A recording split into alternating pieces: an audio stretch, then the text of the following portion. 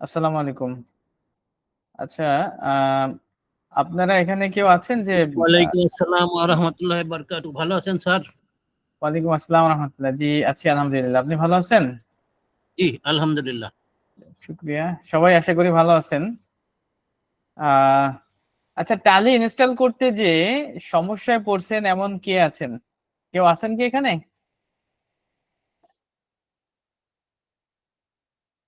আমরা ইনস্টল করছি, আসলে হয়েছে কিনা সেটা দেখানো দরকার। আচ্ছা, স্যার, হ্যাঁ বলেন। স্যার ওই যে আমি ফার্স্টে আপনার ওইটা ডাউনলোড করে যখন স্যার ওইটা ওপেন করি তখন আমাদের ইন্টারফেসে অনেকগুলো আপনার পেজের সাথে অনেকটা মানে কম ইয়ে দেখা যায়। আহ মানে স্টার্টিংটা মানে বুঝছি। আপনার আপনি ছবি দিছিলেন বোধ হয়, না? জি জি জি জি স্যার, লাস্টের ছবিটা আমার ছিল স্যার। বুঝতে পারছি। আচ্ছা, আপনি কি কোনো গ্রুপ লেজার ক্রিয়েট করছেন? হ্যাঁ স্যার। আচ্ছা, আপনার এটা যখন আমরা টালিতে ঢোকার পরে এটা শুধুমাত্র মেইন হেড যেগুলা এগুলা ওপেন থাকে, ঠিক আছে? বাকিগুলা এটার ভিতরে থাকে। তো যখন ও এই অবস্থায় আসবে তখন আপনারা কিবোর্ড থেকে ওয়াল্টার F1 একসাথে প্রেস করবেন, দেখবেন যে আপনার ডিটেলসটা চলে আসছে। ও আচ্ছা আচ্ছা স্যার, মানে ওইটা পুরাটা দেখতে পাইনি তো ভাবছি যে হ্যাঁ, আমি আমার বুঝতে পেজ পারছি, হ্যাঁ, বুঝতে পারছি। আপনার পেজটার সাথে। আবার ওয়াল্টারের বলেন, আমরা লিখে রাখি। জি স্যার। কিবোর্ড থেকে ওয়াল্টার প্লাস F1, এই F1 আচ্ছা। হ্যাঁ, এই দুইটা বাটন একত্রে প্রেস করবেন, জি স্যার জি স্যার। ঠিক জি আছে? স্যার। জি স্যার। ঠিক আছে, থ্যাংক ইউ স্যার। ওয়েলকাম। আর আমার একটু কথা ছিল স্যার। এনামুল হক ভাই, জি ভাই বলেন। স্যার, আমার পিসিতে একটা লাইসেন্সধারী টালি ওপেন আছে, যেটা কোম্পানির টালি আর কি, লাইসেন্স জি করা। জি। এই ক্ষেত্রে কি আমি অন্য একটা Yes, টালি স্যার। ডাউনলোড করতে পারি? তুমি কি সত্যি সত্যি যাইতে পারবা? আসতে পারবা? বাবা হ্যালো। হ্যাঁ, আরেকটা সাউন্ড আসছিল। আমরা আসলে যারা একটু ইয়েতে থাকি তারা একটু মিউট হয়ে থাকলে ভালো হয়। যাই হোক, এখন আপনার হচ্ছে আহ প্রথমত আপনাকে দেখতে হবে যে আপনার যে কোম্পানির টালিটা এটা কোন ড্রাইভে আছে, ঠিক আছে?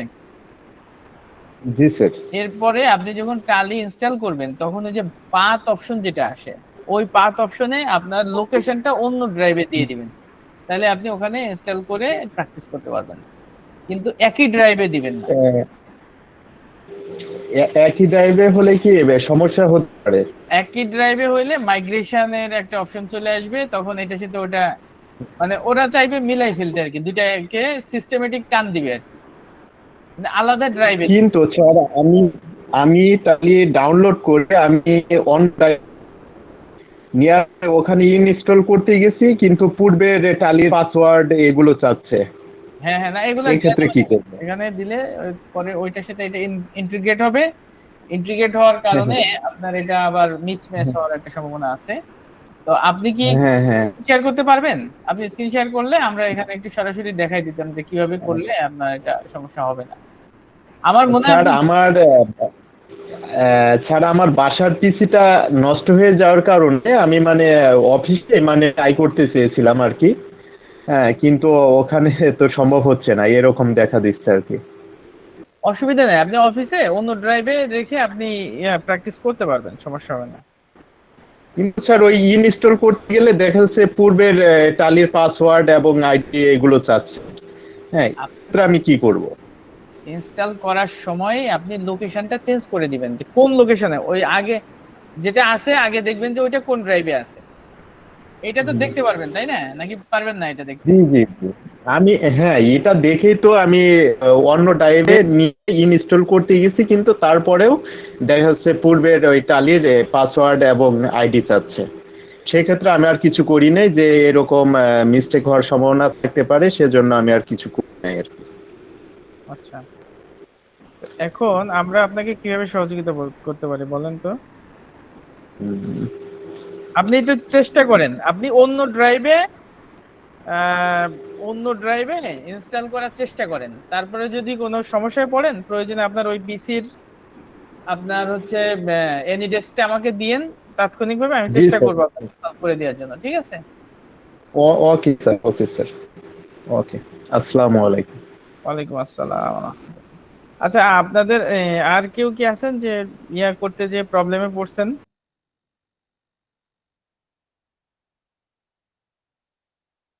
টালি ইনস্টল করতে যে করতে পারেন না এরকম কোনো সমস্যা হয়েছে কিনা? অর্থাৎ আহ, আহ, এই যে আমরা যদি টালিতে ঢুকি, আচ্ছা আমি আমার স্ক্রিনটা একটু শেয়ার করতেছি।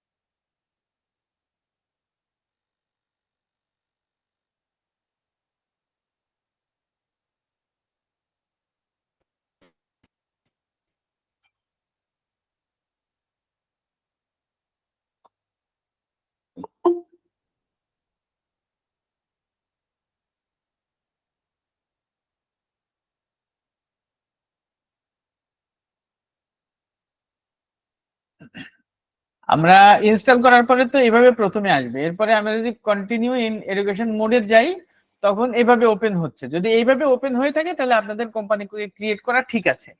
তো কে যেন একটা ছবি দিয়েছিল ওখানে, আমি দেখলাম হচ্ছে, আমি একটু হোয়াটসঅ্যাপে যাই। হোয়াটসঅ্যাপে আপনাদের যে গ্রুপটা আছে, তো নিচে যাই, এইখানে দিছেন যেটা, এই যে ছবিটা, হ্যাঁ, এটা আসছে হলো গ্রুপ ওয়াইজ আসছে। এই যে ক্যাপিটাল অ্যাকাউন্টের আন্ডারে যেটা আছে সেটা দেখা যাচ্ছে না। এই সাইডে যদি কিছু থেকে থাকে, ব্যাংক অ্যাকাউন্ট যদি ক্রিয়েট করে থাকেন সেটা দেখা যাচ্ছে না। এখানে যদি আমরা কিবোর্ড থেকে sorry alter plus F1 button press করি তাহলে এর আন্ডারে যে গ্রুপ লেজার গুলো ক্রিয়েট করছি সেগুলা দেখা যাবে। আচ্ছা, এরপরে আমরা দেখি আরেকটা ছবি কে দিয়েছেন যেন, এইটা। এখানে একটা জিনিস হলো, দেখেন আমরা কিন্তু এইটা দেখাইছি, এটা কে দিয়েছেন আমি জানি না। আমরা এই জায়গাটাতে অ্যাকাউন্টস মেইনটেইন এটা ইয়েস রাখবো, বিলো আইডেন্টিটি আপাতত নো রেখে, তারপর হচ্ছে মেইনটেইন ইনভেন্টরি এটা ইয়েস রাখবো, তারপর হচ্ছে integrate accounts accounts with inventory এটাও ইয়েস রাখবো। ইয়েস রেখে এখানে ভ্যাটটা নো রেখে এরপরে আমরা সেভ দিয়ে চলে যাব, তাহলে আমাদের কোম্পানিটা ফুললি ক্রিয়েট হবে। এটা কিন্তু যখন আমরা কোম্পানি ক্রিয়েট করতে যে সেকেন্ড স্টেপে হচ্ছে স্যার এটা। এখানে একটা কথা স্যার আমার, জি জি, আমি প্রথমটা ইয়েস করছি আর সবগুলো নো করে দিছি, তাহলে আমার সমস্যা কোথায় দাঁড়াবো? আপনার ওই যে ইনভেন্টরি অপশন গুলো আসবে না, কোনো সমস্যা নাই, আপনি এখন আবার রেস করতে পারবেন, কোনো টেনশন আচ্ছা, নেই। এই আবার আবার কাজ করব কেমনে? আবার কোথায় যাব? আবার যে মনে করেন এটা আমি ঠিক করব, তাহলে কোথায় থেকে কি করব? আচ্ছা, এটা ঠিক করার জন্য আপনি আসবেন হচ্ছে এই যে আপনার কোম্পানি অপশনে, ঠিক আছে, এইখানে হ্যাঁ হ্যাঁ হ্যাঁ, জি। ক্লিক করলাম, করার হ্যাঁ পর এইখানে ফিচার অপশন দেখছেন, হ্যাঁ F11, হ্যাঁ। কিবোর্ডের F11 প্রেস করলে হবে, ফিচার এখানে ক্লিক করলে হবে। এই যে আপনার আবার এই অপশন গুলো চলে আসছে। ও আচ্ছা আচ্ছা, আমার জি এখানে জি জি জি জি আমার জি। এখানে অনেকগুলো অপশন আছে, আপনার ওখানে কম আছে। কেন আছে জানেন? এই যে দেখেন শো অল ফিচার্স, আমার এখানে ইয়েস করা আছে, আপনার ওখানে নো করা আছে। আপনি এখানে ইয়েস করে দেন, আরো ফিচার আপনি দেখতে পারবেন। আচ্ছা আচ্ছা এখানে আমরা যেগুলা আপাতত এখানে যেগুলা আপনার হচ্ছে ওই যে আমরা ওখানে যেগুলা দেখাইছি এখানে আরো বেশি ইয়েস করা আছে, বাট আমরা এখানে ইয়েস রাখবো আপাতত প্রথমত, হ্যাঁ। জি জি জি জি। অ্যাকাউন্টস রাখবো, কস্ট সেন্টার অফ রাখবো, তারপর ইন্টারেস্ট ক্যালকুলেশন এগুলো অফ রাখবো, এগুলো আমরা পরে দেখবো। আর জি ইনভেন্টরিটা ইয়েস করে রাখবেন, এরপরেরটা ইয়েস করে রাখবেন। জি বাকি এগুলো যেভাবে আছে এভাবে আপনার দিয়ে সেভ করে দিবেন, ব্যাস এভাবে আপনার ইয়ে হয়ে যাবে। ঠিক আছে। জি। থ্যাংক আচ্ছা, এরপরে আর কারো কোনো কোয়ারি ছিল নাকি? এইখানে কে দিছিলেন এটা? এইটা কে দিছিলেন এটা? সে কি আছেন এখানে? এইখানে দেখেন একটা জিনিস আমি দেখাই। আপনার যখন এই জায়গাটাতে আসবে, আসার পরে এই যে ইনস্টল কিন্তু উপরে দেখছেন,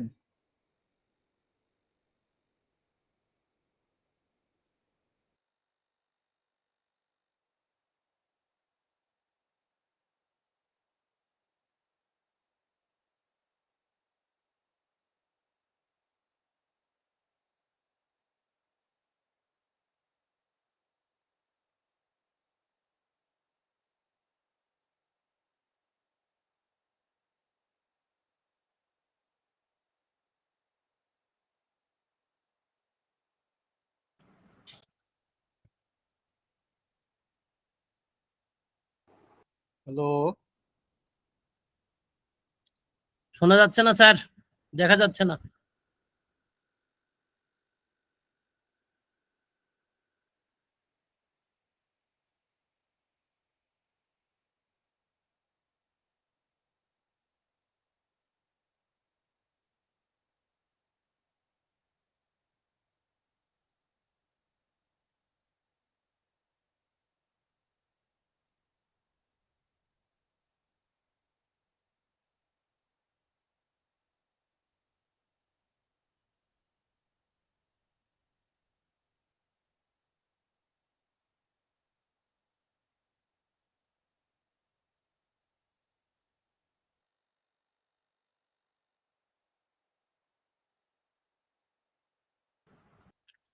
স্যার আমরা কথা শুনতে পাচ্ছি না।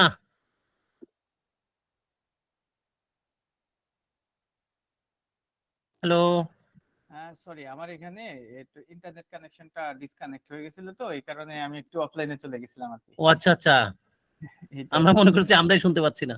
না না না, আমার এখানে নেট কানেকশনটা একটু ডিসকানেক্ট হয়েছিল। ওকে, থ্যাংক ইউ।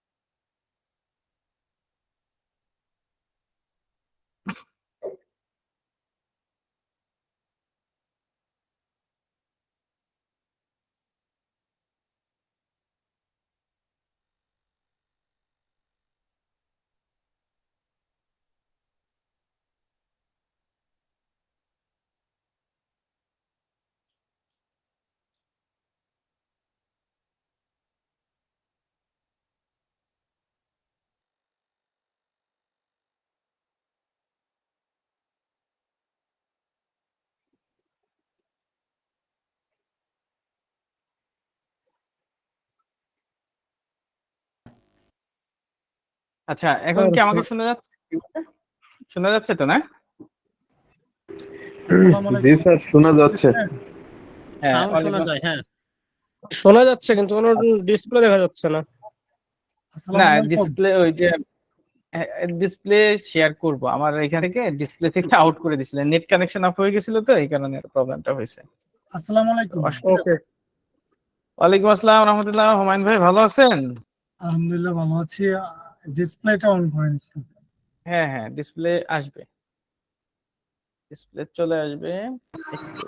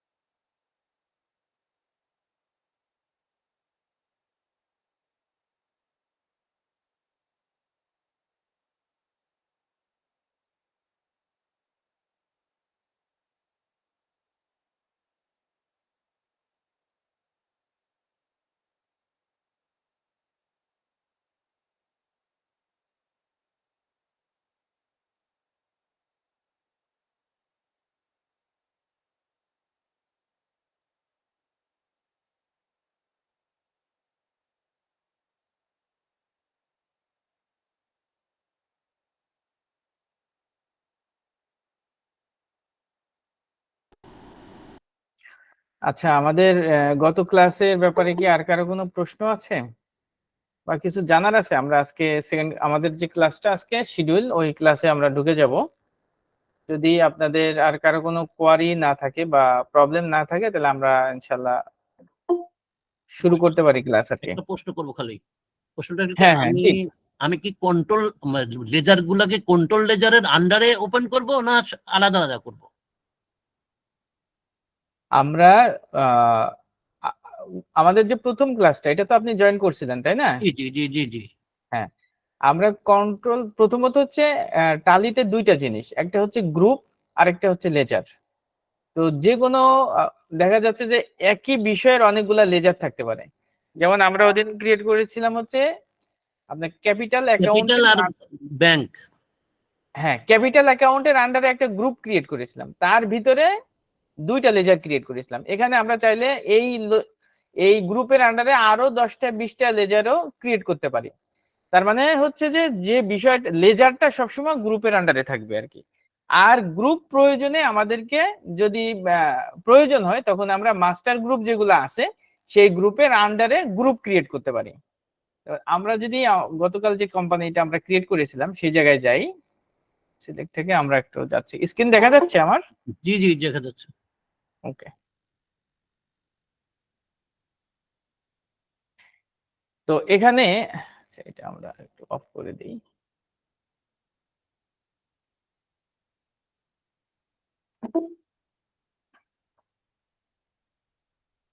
আমরা যদি এখানে ব্যালেন্স শিটে যাই, ব্যালেন্স শিটে আমরা কি করছি, এই ক্যাপিটাল শেয়ার ক্যাপিটালটাকেও কিন্তু গ্রুপ হিসেবে ক্রিয়েট করছি এবং তার আন্ডারে আমরা দুইটা লেজার ক্রিয়েট করছি। তার মানে হচ্ছে যে ক্যাপিটাল অ্যাকাউন্ট এটা কিন্তু একটা গ্রুপ, এবং তার আন্ডারে আরো একটা গ্রুপ আমরা ক্রিয়েট করেছি, এবং এই গ্রুপের ভিতরে হচ্ছে আমরা লেজার ক্রিয়েট করছি। তো গ্রুপের আন্ডারে কখন গ্রুপ ক্রিয়েট করতে হয়, ধরেন ক্যাপিটাল অ্যাকাউন্ট হচ্ছে আমাদের মাস্টার গ্রুপ, এই গ্রুপের আন্ডারে আমাদের হয়তো ইনভেস্টমেন্টের আরো গ্রুপ থাকতে পারে, সেই গ্রুপগুলা যাতে আমাদের গ্রুপ ওয়াইজ হয়, তা না হলে দেখা গেল যে এখানে আমরা অনেকগুলা লেজার ক্রিয়েট করলাম, তো একই জায়গায় তখন ব্যালেন্স শিটে দেখতে সুন্দর লাগে না। এখানে তা এভাবে করলে কি হয়, জিনিসটা গোছানো থাকে, এই আর কি। বিষয়টা কি ক্লিয়ার? জি জি জি। ওকে, তো আমরা আমাদের আজকের যে ক্লাস, এই ক্লাসে আমরা একটু ঢুকে যাই, ঠিক আছে? তো আমরা গত ক্লাসে যদি আমরা সংক্ষেপে একটু ব্রিফ করি, সেটা ছিল যে আমরা কোম্পানি ক্রিয়েট করে ক্যাপিটাল অ্যাকাউন্টের আন্ডারে একটা গ্রুপ ক্রিয়েট করেছিলাম এবং সেই গ্রুপের আন্ডারে দুইটা লেজার ক্রিয়েট করেছিলাম। যারা ছিল ইনভেস্টর তাদেরকে আমরা শেয়ার ক্যাপিটালের আন্ডারে লেজার হিসেবে ক্রিয়েট করেছিলাম, আর তারা যে ফাইন্যান্স করছে বা কোম্পানিকে চেক দিয়েছে সেটা রিসিভ করার জন্য আমরা একটা ব্যাংক অ্যাকাউন্ট ক্রিয়েট করেছিলাম। এতটুকুই ছিল আমাদের গত ক্লাসের অ্যাকাউন্টিং রিলেটেড যে বিষয়গুলো, সেই বিষয়গুলো। এটা হচ্ছে লেজার ক্রিয়েট করার মানে লেজার আমরা এভাবে ক্রিয়েট করেছিলাম, আর ভাউচার এন্ট্রি দিয়েছিলাম হচ্ছে আমরা রিসিভ ভাউচার, দুইটা ভাউচার এন্ট্রি দিয়েছিলাম। যারা ইনভেস্ট করছে তাদের টাকাটা আমরা কিভাবে আমাদের ব্যাংক অ্যাকাউন্টে রিসিভ করতে পারি সেই বিষয়টা। এই ছিল আমাদের গত ক্লাসের মৌলিক হিসাবটা আর কি। তো এখন একটা কোম্পানি যখন শুরু করবে, তখন তার অফিসিয়াল বিভিন্ন জিনিসপত্র লাগবে, তার হচ্ছে আপনার কম্পিউটার লাগবে, ল্যাপটপ লাগবে, টেবিল চেয়ার লাগবে, ইত্যাদি লাগবে। তো যেগুলা সাধারণত আপনার নষ্ট হয়ে যায় না, যেটা 1 বছরের বেশি সময় ধরে থাকে, সেই সেই জিনিসগুলাকে, এই খরচগুলাকে আমরা ফিক্সড অ্যাসেট হিসেবে এখানে চিনি, যে এই খরচগুলো হচ্ছে আমাদের ফিক্সড অ্যাসেট হিসেবে যাবে।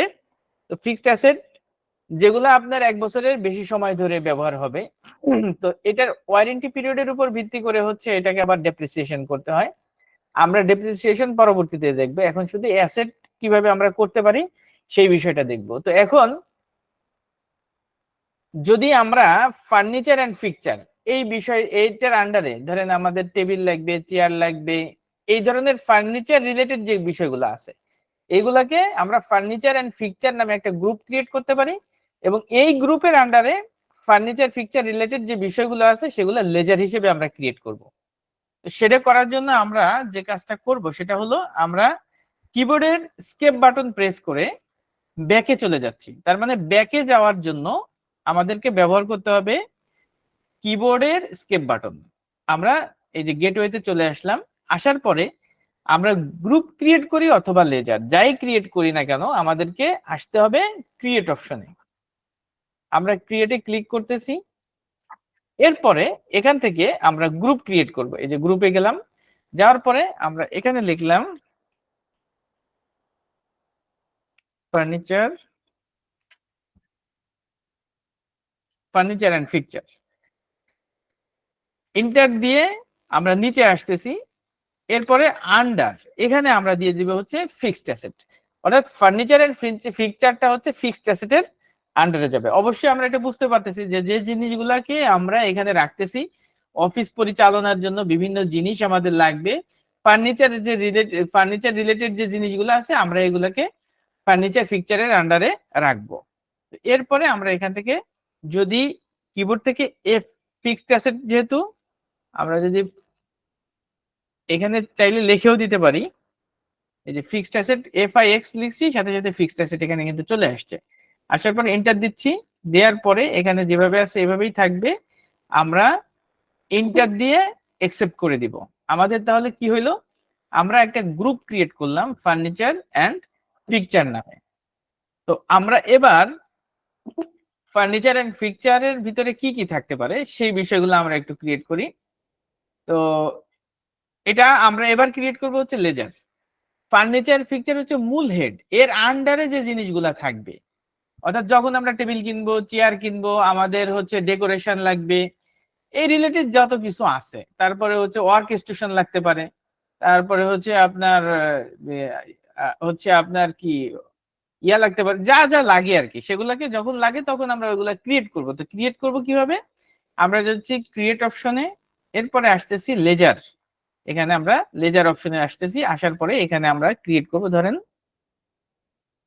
টেবিল পারচেজ, এন্টার দিচ্ছি। আমরা এখানে এলআইএস মেনশন করতেছি না, আমরা এলআইএস এর ব্যবহারটা পরে দেখব। আন্ডার দিব কি, এই মাত্র যে গ্রুপটা আমরা ক্রিয়েট করলাম সেই গ্রুপটাই হবে আমাদের টেবিল পারচেজের হেড।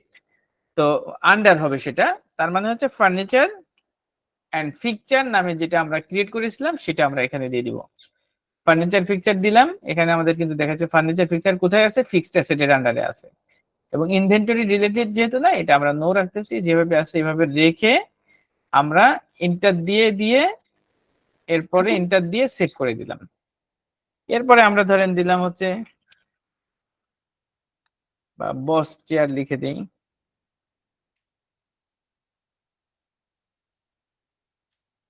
এটাও ফার্নিচার পিকচার হবে। এরপরে দিতে পারি ওয়ার্ক স্টেশন,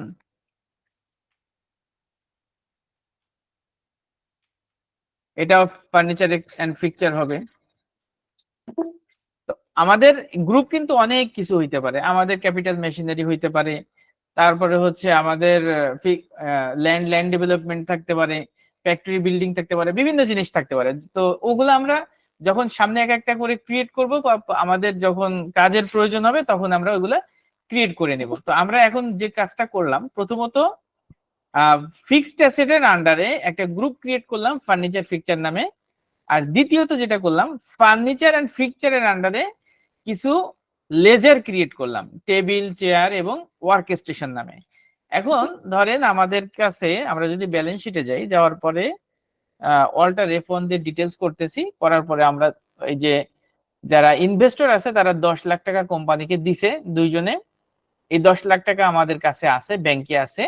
এই আরেকটা জিনিস আমরা দেখাই, দেখেন যে এত সময় কিন্তু আমাদের এখানে ফিক্সড অ্যাসেটটা শো করতেছিল না।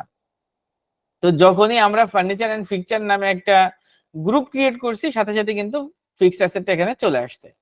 আমরা কিন্তু এটা কিন্তু ফিক্সড অ্যাসেট কিন্তু আপনি যখন কোম্পানি ক্রিয়েট করবেন তখন অটোমেটিক সিস্টেমেই এখানে চার্ট অফ অ্যাকাউন্ট হিসেবে এগুলো চলে আসবে।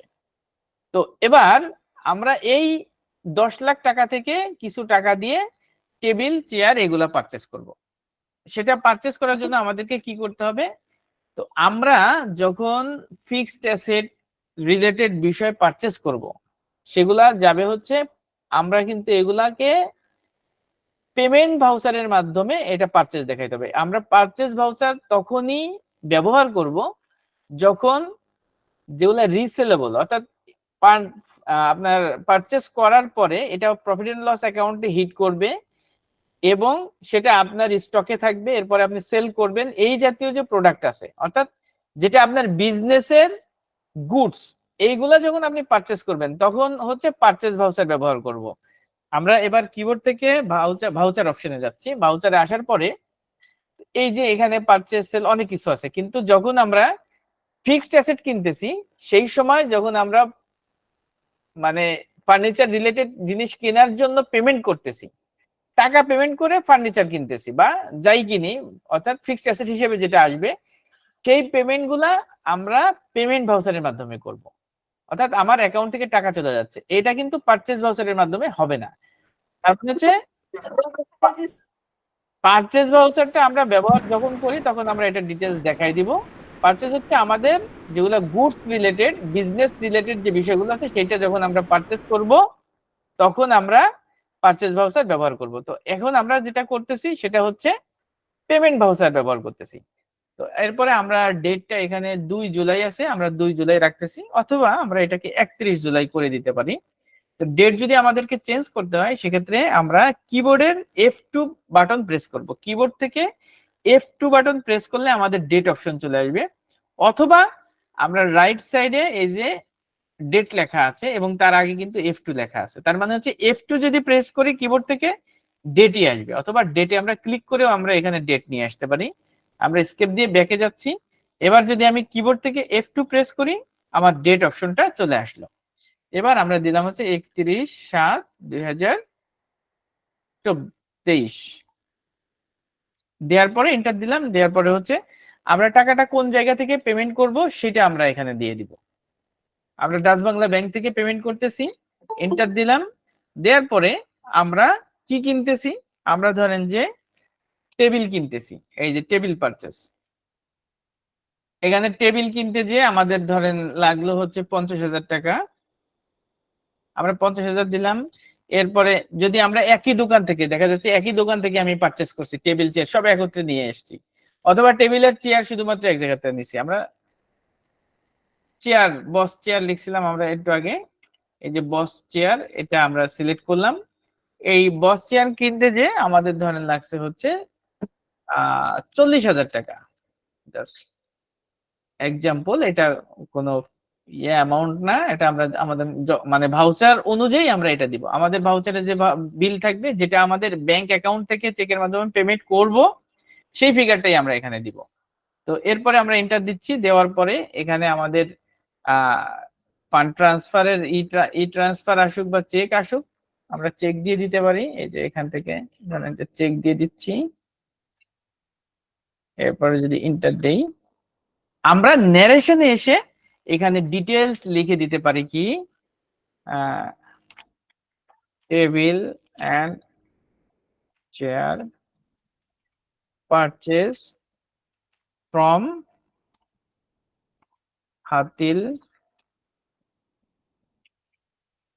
ধরেন হাতিল থেকে পারচেজ করছি এই কারণে আমরা হাতিল লিখতেছি, অথবা অটোবি হইতে পারে, অথবা যাই থাক যে আছে তার নামে আমরা দিব। হাতিল ফার্নিচার টোটাল, ধরেন total table 3 piece, chair 2 piece. এরপর আপনারা লিখে দিতে পারি যে পার পিস টেবিলের দাম কত ছিল, পার পিস চেয়ারের দাম কত ছিল। এটা যদি আমরা কমপ্লিটলি ন্যারেশনটা ডিটেলস লিখে দেই, তার সুবিধা হচ্ছে কি যে ধরেন আপনি কিনছেন আজকে, এখন 3 বছরের ওয়ারেন্টি দিছে, 3 বছর পরে যে আপনি দেখলেন যে আপনি কয় তারিখে টেবিলটা পারচেজ করছিলেন, এরপরে ওইটার কি কি ব্যাপার ছিল, কত টাকা দাম ছিল, ইত্যাদি ইত্যাদি, ওয়ারেন্টি কি এখনো আছে কিনা। তো এইটার জন্য আপনি ফাইল খুঁজে খুঁজে হয়রান হয়ে বের করে অনেকটা কষ্টসাধ্য ব্যাপার। কিন্তু আপনি এখানে যদি এক ক্লিক দেন তাহলে এখান থেকে আপনি ন্যারেশন দিয়ে দেখে আপনি বুঝে ফেলতে পারবেন যে আসলে আমরা ওই ডেটে কোন কোম্পানি থেকে টেবিল চেয়ার গুলো পারচেজ করছিলাম এবং কত করে কত পিস পারচেজ করেছি, দাম কত করেছিল, ডিটেলসটা আপনি এখানে দেখতে পারলেন। এই জন্য ন্যারেশনটা যতটা ডিটেলস লেখা যায় পরবর্তী সময় আপনার এর ইনফরমেশন গুলো তত ইজিলি পাওয়া যায়। এজন্য আমরা ন্যারেশনটা যতটা সুন্দরভাবে পারি লেখার চেষ্টা করব। লিখে এরপরে যদি আমরা ইন্টার দেই, ইন্টার দেওয়ার পরে একসেপ্ট ইয়েস করে দিচ্ছি, তো আমাদের টেবিলের চেয়ার দুইটা জিনিস পারচেজ করলাম। এখন আমাদের ওয়ার্ক স্টেশন আছে, তো আমরা ধরেন যে এখন ওয়ার্ক স্টেশনও একটা পারচেজ এখানে এন্ট্রি দিয়ে দিই, এখান থেকে ডিবি বিল দিয়ে দিচ্ছি। ওয়ার্ক স্টেশন এটার জন্য ধরেন দেয়া হয়েছে ৮০,০০০ টাকা, আমরা দিয়ে এরপরে এখানেও আমরা ডিটেলস দিয়ে দিতে পারি যে আসলে কার কাছ থেকে কিনছি, কোন প্রতিষ্ঠান থেকে, কত বছর ওয়ারেন্টি, কি কিনছি না কিনছি ইত্যাদি ইত্যাদি আমরা এখানে দিয়ে ইন্টার দিয়ে। ওয়ার্ক স্টেশনটা কি স্যার? ওয়ার্ক স্টেশন হচ্ছে আপনার টেবিলের পরিবর্তে যে একসাথে ৪-৫ জন ৭-৮ জন যে ইয়াটা থাকে না, এটাকে ওয়ার্ক স্টেশন বলে। আপনার চারপাশে আটকানো থাকে, যে অফিসের ভিতরে ওয়ার্ক স্টেশন থাকে। ওয়ার্ক স্টেশন যদি আপনি দেখতে চান তাহলে আমরা তো এখন আবার যাইতে আচ্ছা হবে। দেখা লাগবে না স্যার, থাক আপনি থাকান, আগাইতে থাকেন। ধরেন এখানে আমরা লিখি গুগলে ওয়ার্ক স্টেশন লিখে যদি আমরা সার্চ করে, এই যে দেখেন ওয়ার্ক স্টেশন দেখা গেছে। জি জি জি জি, এইটা হচ্ছে ওয়ার্ক স্টেশন। আর ইমেজে ক্লিক করলে আরো সুন্দর দেখতে পারেন যে কত ধরনের ওয়ার্ক স্টেশন থ্যাংক থাকে। You thank you thank okay, জি। আচ্ছা, এরপরে এই হলো আমাদের মোটামুটি এন্ট্রি করলাম। এন্ট্রি করার পরে আমাদের কি রেজাল্টটা দাঁড়াইলো সেটা আমরা একটু ব্যাকে যেয়ে দেখি। তো সেটা দেখার জন্য আমরা যা কিছু এখন করতেছি সবগুলা কিন্তু ব্যালেন্স শিটের হিট, ঠিক আছে।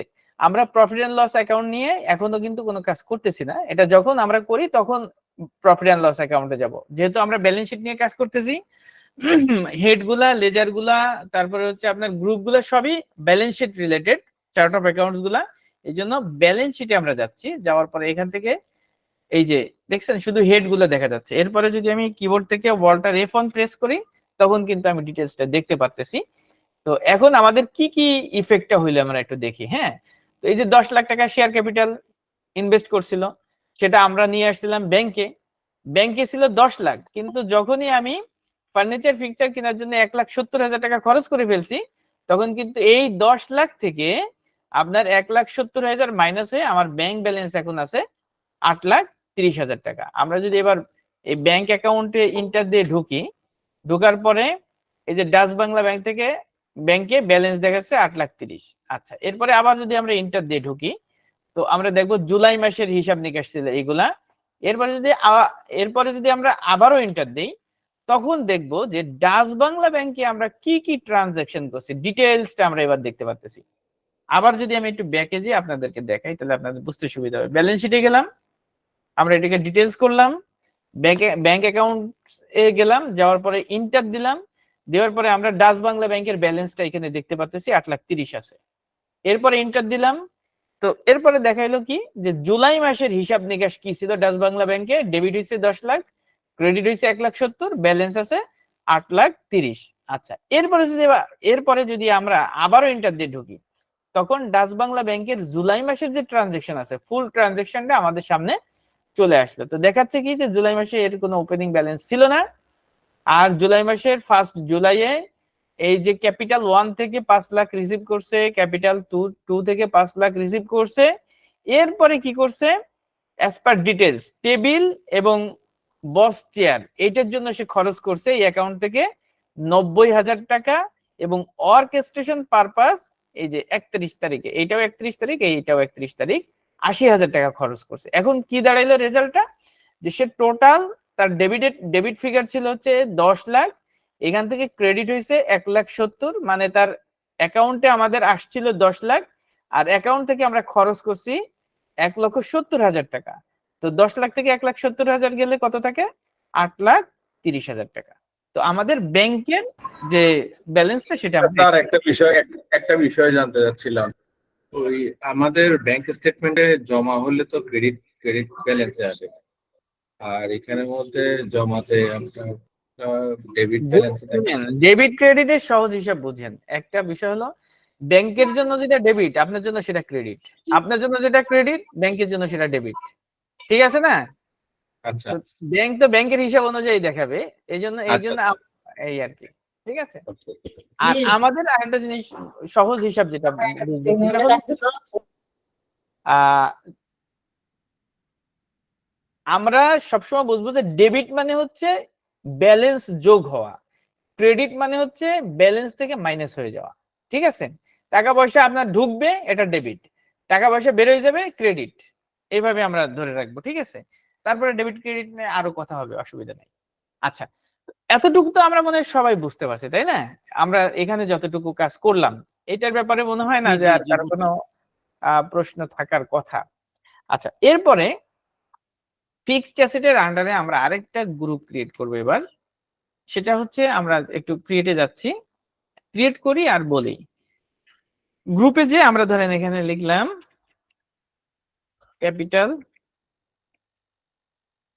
ক্যাপিটাল মেশিনারি, এবং এটাকেও আমরা রাখতেছি ফিক্সড অ্যাসেটের আন্ডারে রেখে আমরা যেভাবে আছি এন্টার দিয়ে এটাকে অ্যাকসেপ্ট করে দিলাম। এখন আমরা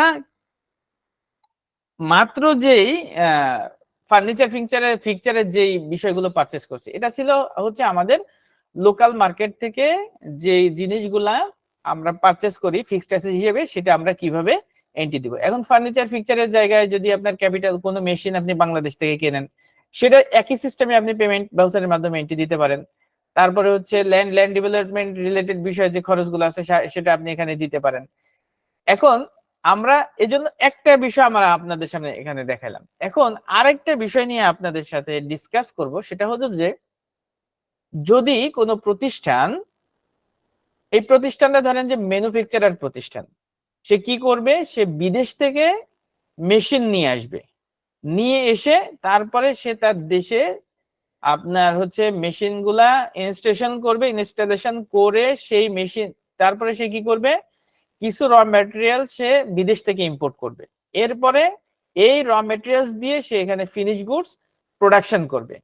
তো এই যে প্রসেসটা লোকাল মার্কেট থেকে আমরা যখন পারচেস করি, এটা কিন্তু ইজি আমরা পারচেস করে ফেলতে পারতেছি। কিন্তু আমরা একটু দেখবো যে যদি বিদেশ থেকে আমাদেরকে এই মেশিন গুলা পারচেস করতে হয়, তো সেক্ষেত্রে কি কি প্রসিডিউর মেনটেন করতে হয়, কিভাবে ইম্পোর্ট করতে হয়, এই ডিটেলস, এই বিষয়গুলো নিয়ে আজকে একটু ডিসকাস করব। এরপরে ধরেন যে যদি সেটা হয় এমন যে ব্যাংকের লোন নিয়ে তারপরে হচ্ছে এই মেশিনগুলা কেনা হচ্ছে, তো ম্যাক্সিমাম কোম্পানি কিন্তু আপনার যখন বড় কোনো প্রতিষ্ঠান বিজনেস করতে যায়, তখন সে কিন্তু এই যে মেশিনারিজ গুলা কিন্তু ব্যাংকের লোনের থ্রুতেই সাধারণত পারচেস করে থাকে। এই বিষয়গুলো আমরা ডিসকাস করব। তো প্রথমত আমরা আলোচনা করব যে আসলে আমরা যখন, যেটাকে আমাদের হচ্ছে কমার্শিয়াল সেকশনে যে কাজ, ইম্পোর্টের যে কাজগুলো আছে, সেই কাজগুলো নিয়ে আজকে একটু ডিসকাস করি। আপনারা একটু মনোযোগ সহকারে শোনার চেষ্টা করবেন, অনেকগুলো গুরুত্বপূর্ণ বিষয় থাকবে। আমরা বিষয়গুলো একটু গুরুত্ব দিয়ে শোনার চেষ্টা করব এবং বোঝার চেষ্টা করব। তারপরে যদি আমরা না বুঝি, সেটা পরবর্তী সময় আমরা সলভ করব।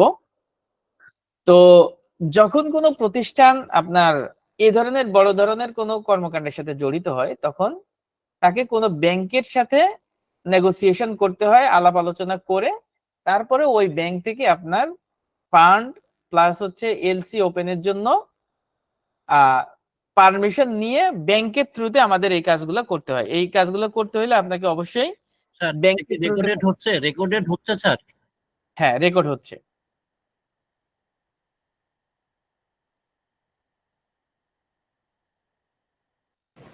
স্যার হ্যাঁ, আপনি যে এই ডিটেলসটা বের করেন, এটা কিবোর্ড চাপতে হয় কোনটা? Alter plus F1 button press করে আমরা ডিটেলস করতে পারি। এই যে অল্টার F1 দিলে আবার হাইড হয়ে গেল, এরপরে আবার যদি অল্টার F1 দেই তাহলে এটা ডিটেলসটা আসবে। আচ্ছা, থ্যাংক ইউ। ঠিক আছে। আচ্ছা, তো আমরা যে আলাপে ছিলাম ওই আলাপে আমরা একটু যাই। সেটা হলো যে যদি কোনো ব্যাংক থেকে আমরা লোন নিতে চাই এবং সেই লোনের মাধ্যমে যদি আমরা এলসি ওপেন করে তারপরে যদি মেশিন পারচেস করতে চাই, তো সেইটার ফুল প্রসিডিউরটা কি হবে। এইটার জন্য আমাদের সবার আগে একটা ব্যাংকের সাথে নেগোসিয়েশন থাকতে হবে। প্রতিষ্ঠানের নেগোসিয়েশন থাকবে এই মর্মে যে আপনার এটাতে আপনি কত সর্বোচ্চ কত ডলারের এলসি ওপেন করতে পারবেন, তারপরে এলসি ওপেনিং একটা চার্জ কাটবে ব্যাংক, সেটা কত পার্সেন্ট কাটবে। আরেকটা বিষয় থাকে হচ্ছে এলসি মার্জিন। তো এলসি মার্জিনটা হচ্ছে অনেকটা আপনার হচ্ছে জামানতের মতো আর কি। যখন আপনার কোনো একটা এলসি ওপেন হবে, ওপেন হওয়ার সময় যদি সেটা ধরেন $50,000 এলসি ওপেন হইলো, ব্যাংক এখান থেকে যত ডলারের এলসি আপনি ওপেন করবেন একটা ফিগার, একটা অ্যামাউন্ট ব্যাংকের কাছে জমা রাখতে হবে। সেটা হতে পারে 10%, হতে পারে 5%, হতে পারে 20%। এটা হচ্ছে আপনার ব্যাংকের সাথে রিলেশনের উপর ভিত্তি করে। যেমন যখন আপনার ডলার ক্রাইসিস শুরু হয়ে যায় তখন কি হয়, তখন আপনার দেখা যাচ্ছে নগদে এলসি ওপেন করতে হচ্ছে, যে আপনার 50% এলসি মার্জিন দিয়ে তারপরে ব্যাংকে এলসি ওপেন করতেছে। তো এইটাই আর কি, এটা কিন্তু ফিক্সড না। আপনার এলসি মার্জিন যেটা, এটা ফিক্সড না, এটা নেগোসিয়েশনের উপর ডিপেন্ড করে যে ওই ব্যাংকের সাথে আপনি কত পার্সেন্ট মার্জিন রেখে তারপরে এলসি ওপেন করবেন। তো যদি আমরা শুরু থেকে আসি, আপনার যদি আপনি ইম্পোর্ট করতে চান, ইম্পোর্ট করতে হলে আপনাকে আইআরসি রেজিস্ট্রেশন লাগবে। ঠিক আছে, ইম্পোর্ট রেজিস্ট্রেশন সার্টিফিকেট, আইআরসি হচ্ছে ইম্পোর্টের জন্য। আর যদি এক্সপোর্ট করার কোনো ইয়ে থাকে সেটা আমরা এক্সপোর্ট, যেটা ইআরসি বলা হয়, ইআরসি রেজিস্ট্রেশন করতে হবে। তো আইআরসি দুই ধরনের হয়, একটা হচ্ছে আপনার কমার্শিয়াল আর একটা হচ্ছে ইন্ডাস্ট্রিয়াল। কমার্শিয়াল আইআরসি আর ইন্ডাস্ট্রিয়াল আইআরসির মধ্যে অনেক ব্যবধান আছে। যে কোনো প্রতিষ্ঠান অল্প কিছু শর্ত সাপেক্ষ মানে শর্ত পূরণ করতে পারলে যে কোনো প্রতিষ্ঠান আপনার কমার্শিয়াল আইআরসি নিতে পারে। আর কমার্শিয়াল আইআরসির মাধ্যমে আপনি যে প্রোডাক্ট গুলা ইম্পোর্ট করতে পারবেন, এগুলার হচ্ছে আপনার পারচেস করে আপনি সেল করবেন এই জাতীয় প্রোডাক্ট। অর্থাৎ আপনি যদি মেশিন পারচেস করেন, তার মানে হচ্ছে আপনি মেশিন ইনস্টলেশন করে এটা দিয়ে প্রোডাকশন করবেন না, আপনি মেশিন কিনতেছেন মেশিন বেচার জন্য, এরকম যদি হয়। তারপরে মোবাইল কিনতেছে, মোবাইল কিনে বিক্রি করবে, অথবা কম্পিউটার অ্যাক্সেসরিজ কিনতেছে, এটা আবার কিনে বিক্রি করে দিচ্ছে। এ জাতীয় যে ট্রেডিং বিজনেস আছে, এইটাকে হচ্ছে আপনাকে বলা হয় কমার্শিয়াল আইআরসি। কমার্শিয়াল আইআরসির মাধ্যমে মূলত ফিনিশ গুডস ইম্পোর্ট করা হয়, এটা ট্যাক্স ভ্যাট অনেক বেশি থাকে। আপনার এটা সব ফিল আপ করে তারপরে হচ্ছে এই আপনার হচ্ছে কমার্শিয়াল আইআরসির মাধ্যমে এলসি ওপেন করা যায়। আর যখন কোনো প্রতিষ্ঠান এটা বলতে চায় যে আমি বিদেশ থেকে বা আমি র মেটেরিয়ালস থেকে ফিনিশ গুডস বাংলাদেশে প্রোডাকশন করব, তো যখন সে মেশিন দিয়ে ফিনিশ গুডস প্রোডাকশন করতেছে, তখন কিন্তু এই মেশিনের কোনো মেশিন কিন্তু সে সেল করতেছে না। একটা সহজ বিষয় হলো কি, যে যদি কোনো প্রতিষ্ঠান কোনো প্রোডাক্ট সেল করলে তাকে কিন্তু ভ্যাট অ্যাড করে দিতে হয়, ঠিক না? 15% ভ্যাট অ্যাড করে। কিন্তু আপনি ধরেন মেশিন ইম্পোর্ট করছেন, করে আপনি যদি সেল করেন, তো আপনি ওই মেশিন সেল করার সময় আপনি বিলের মধ্যে 15% ভ্যাট অ্যাড করে দিতে পারেন। কিন্তু যে মেশিনটা আপনি ইনস্টলেশন করে আপনি হচ্ছেন র মেটেরিয়ালস থেকে ফিনিশ গুডস প্রোডাকশন করবেন, ওই মেশিনের ভ্যাট দিয়ে তো আপনি ভ্যাট কালেকশন করতে পারতেছেন না, আপনি তো পার্টি থেকে কোনো ভ্যাটের কোনো ট্রানজাকশন করতে পারতেছেন না। এই জন্য আপনার এই জাতীয় যে পণ্যগুলো আছে, যদি আপনার হচ্ছে ইনস্টলেশন মেশিন পত্র আপনার নিয়ে এসে ফ্যাক্টরিতে ইনস্টল করে তারপরে আপনি যদি র মেটেরিয়ালস দিয়ে প্রোডাকশন করেন, ফিনিশ গুডস প্রোডাকশন করেন, সেক্ষেত্রে এআইটি এবং ভ্যাট এগুলা মওকুফ পাওয়া যায়। কিন্তু সেজন্য আপনাকে প্রমাণ করতে হবে যে আপনি আসলেই কোনো ম্যানুফ্যাকচারার প্রতিষ্ঠান।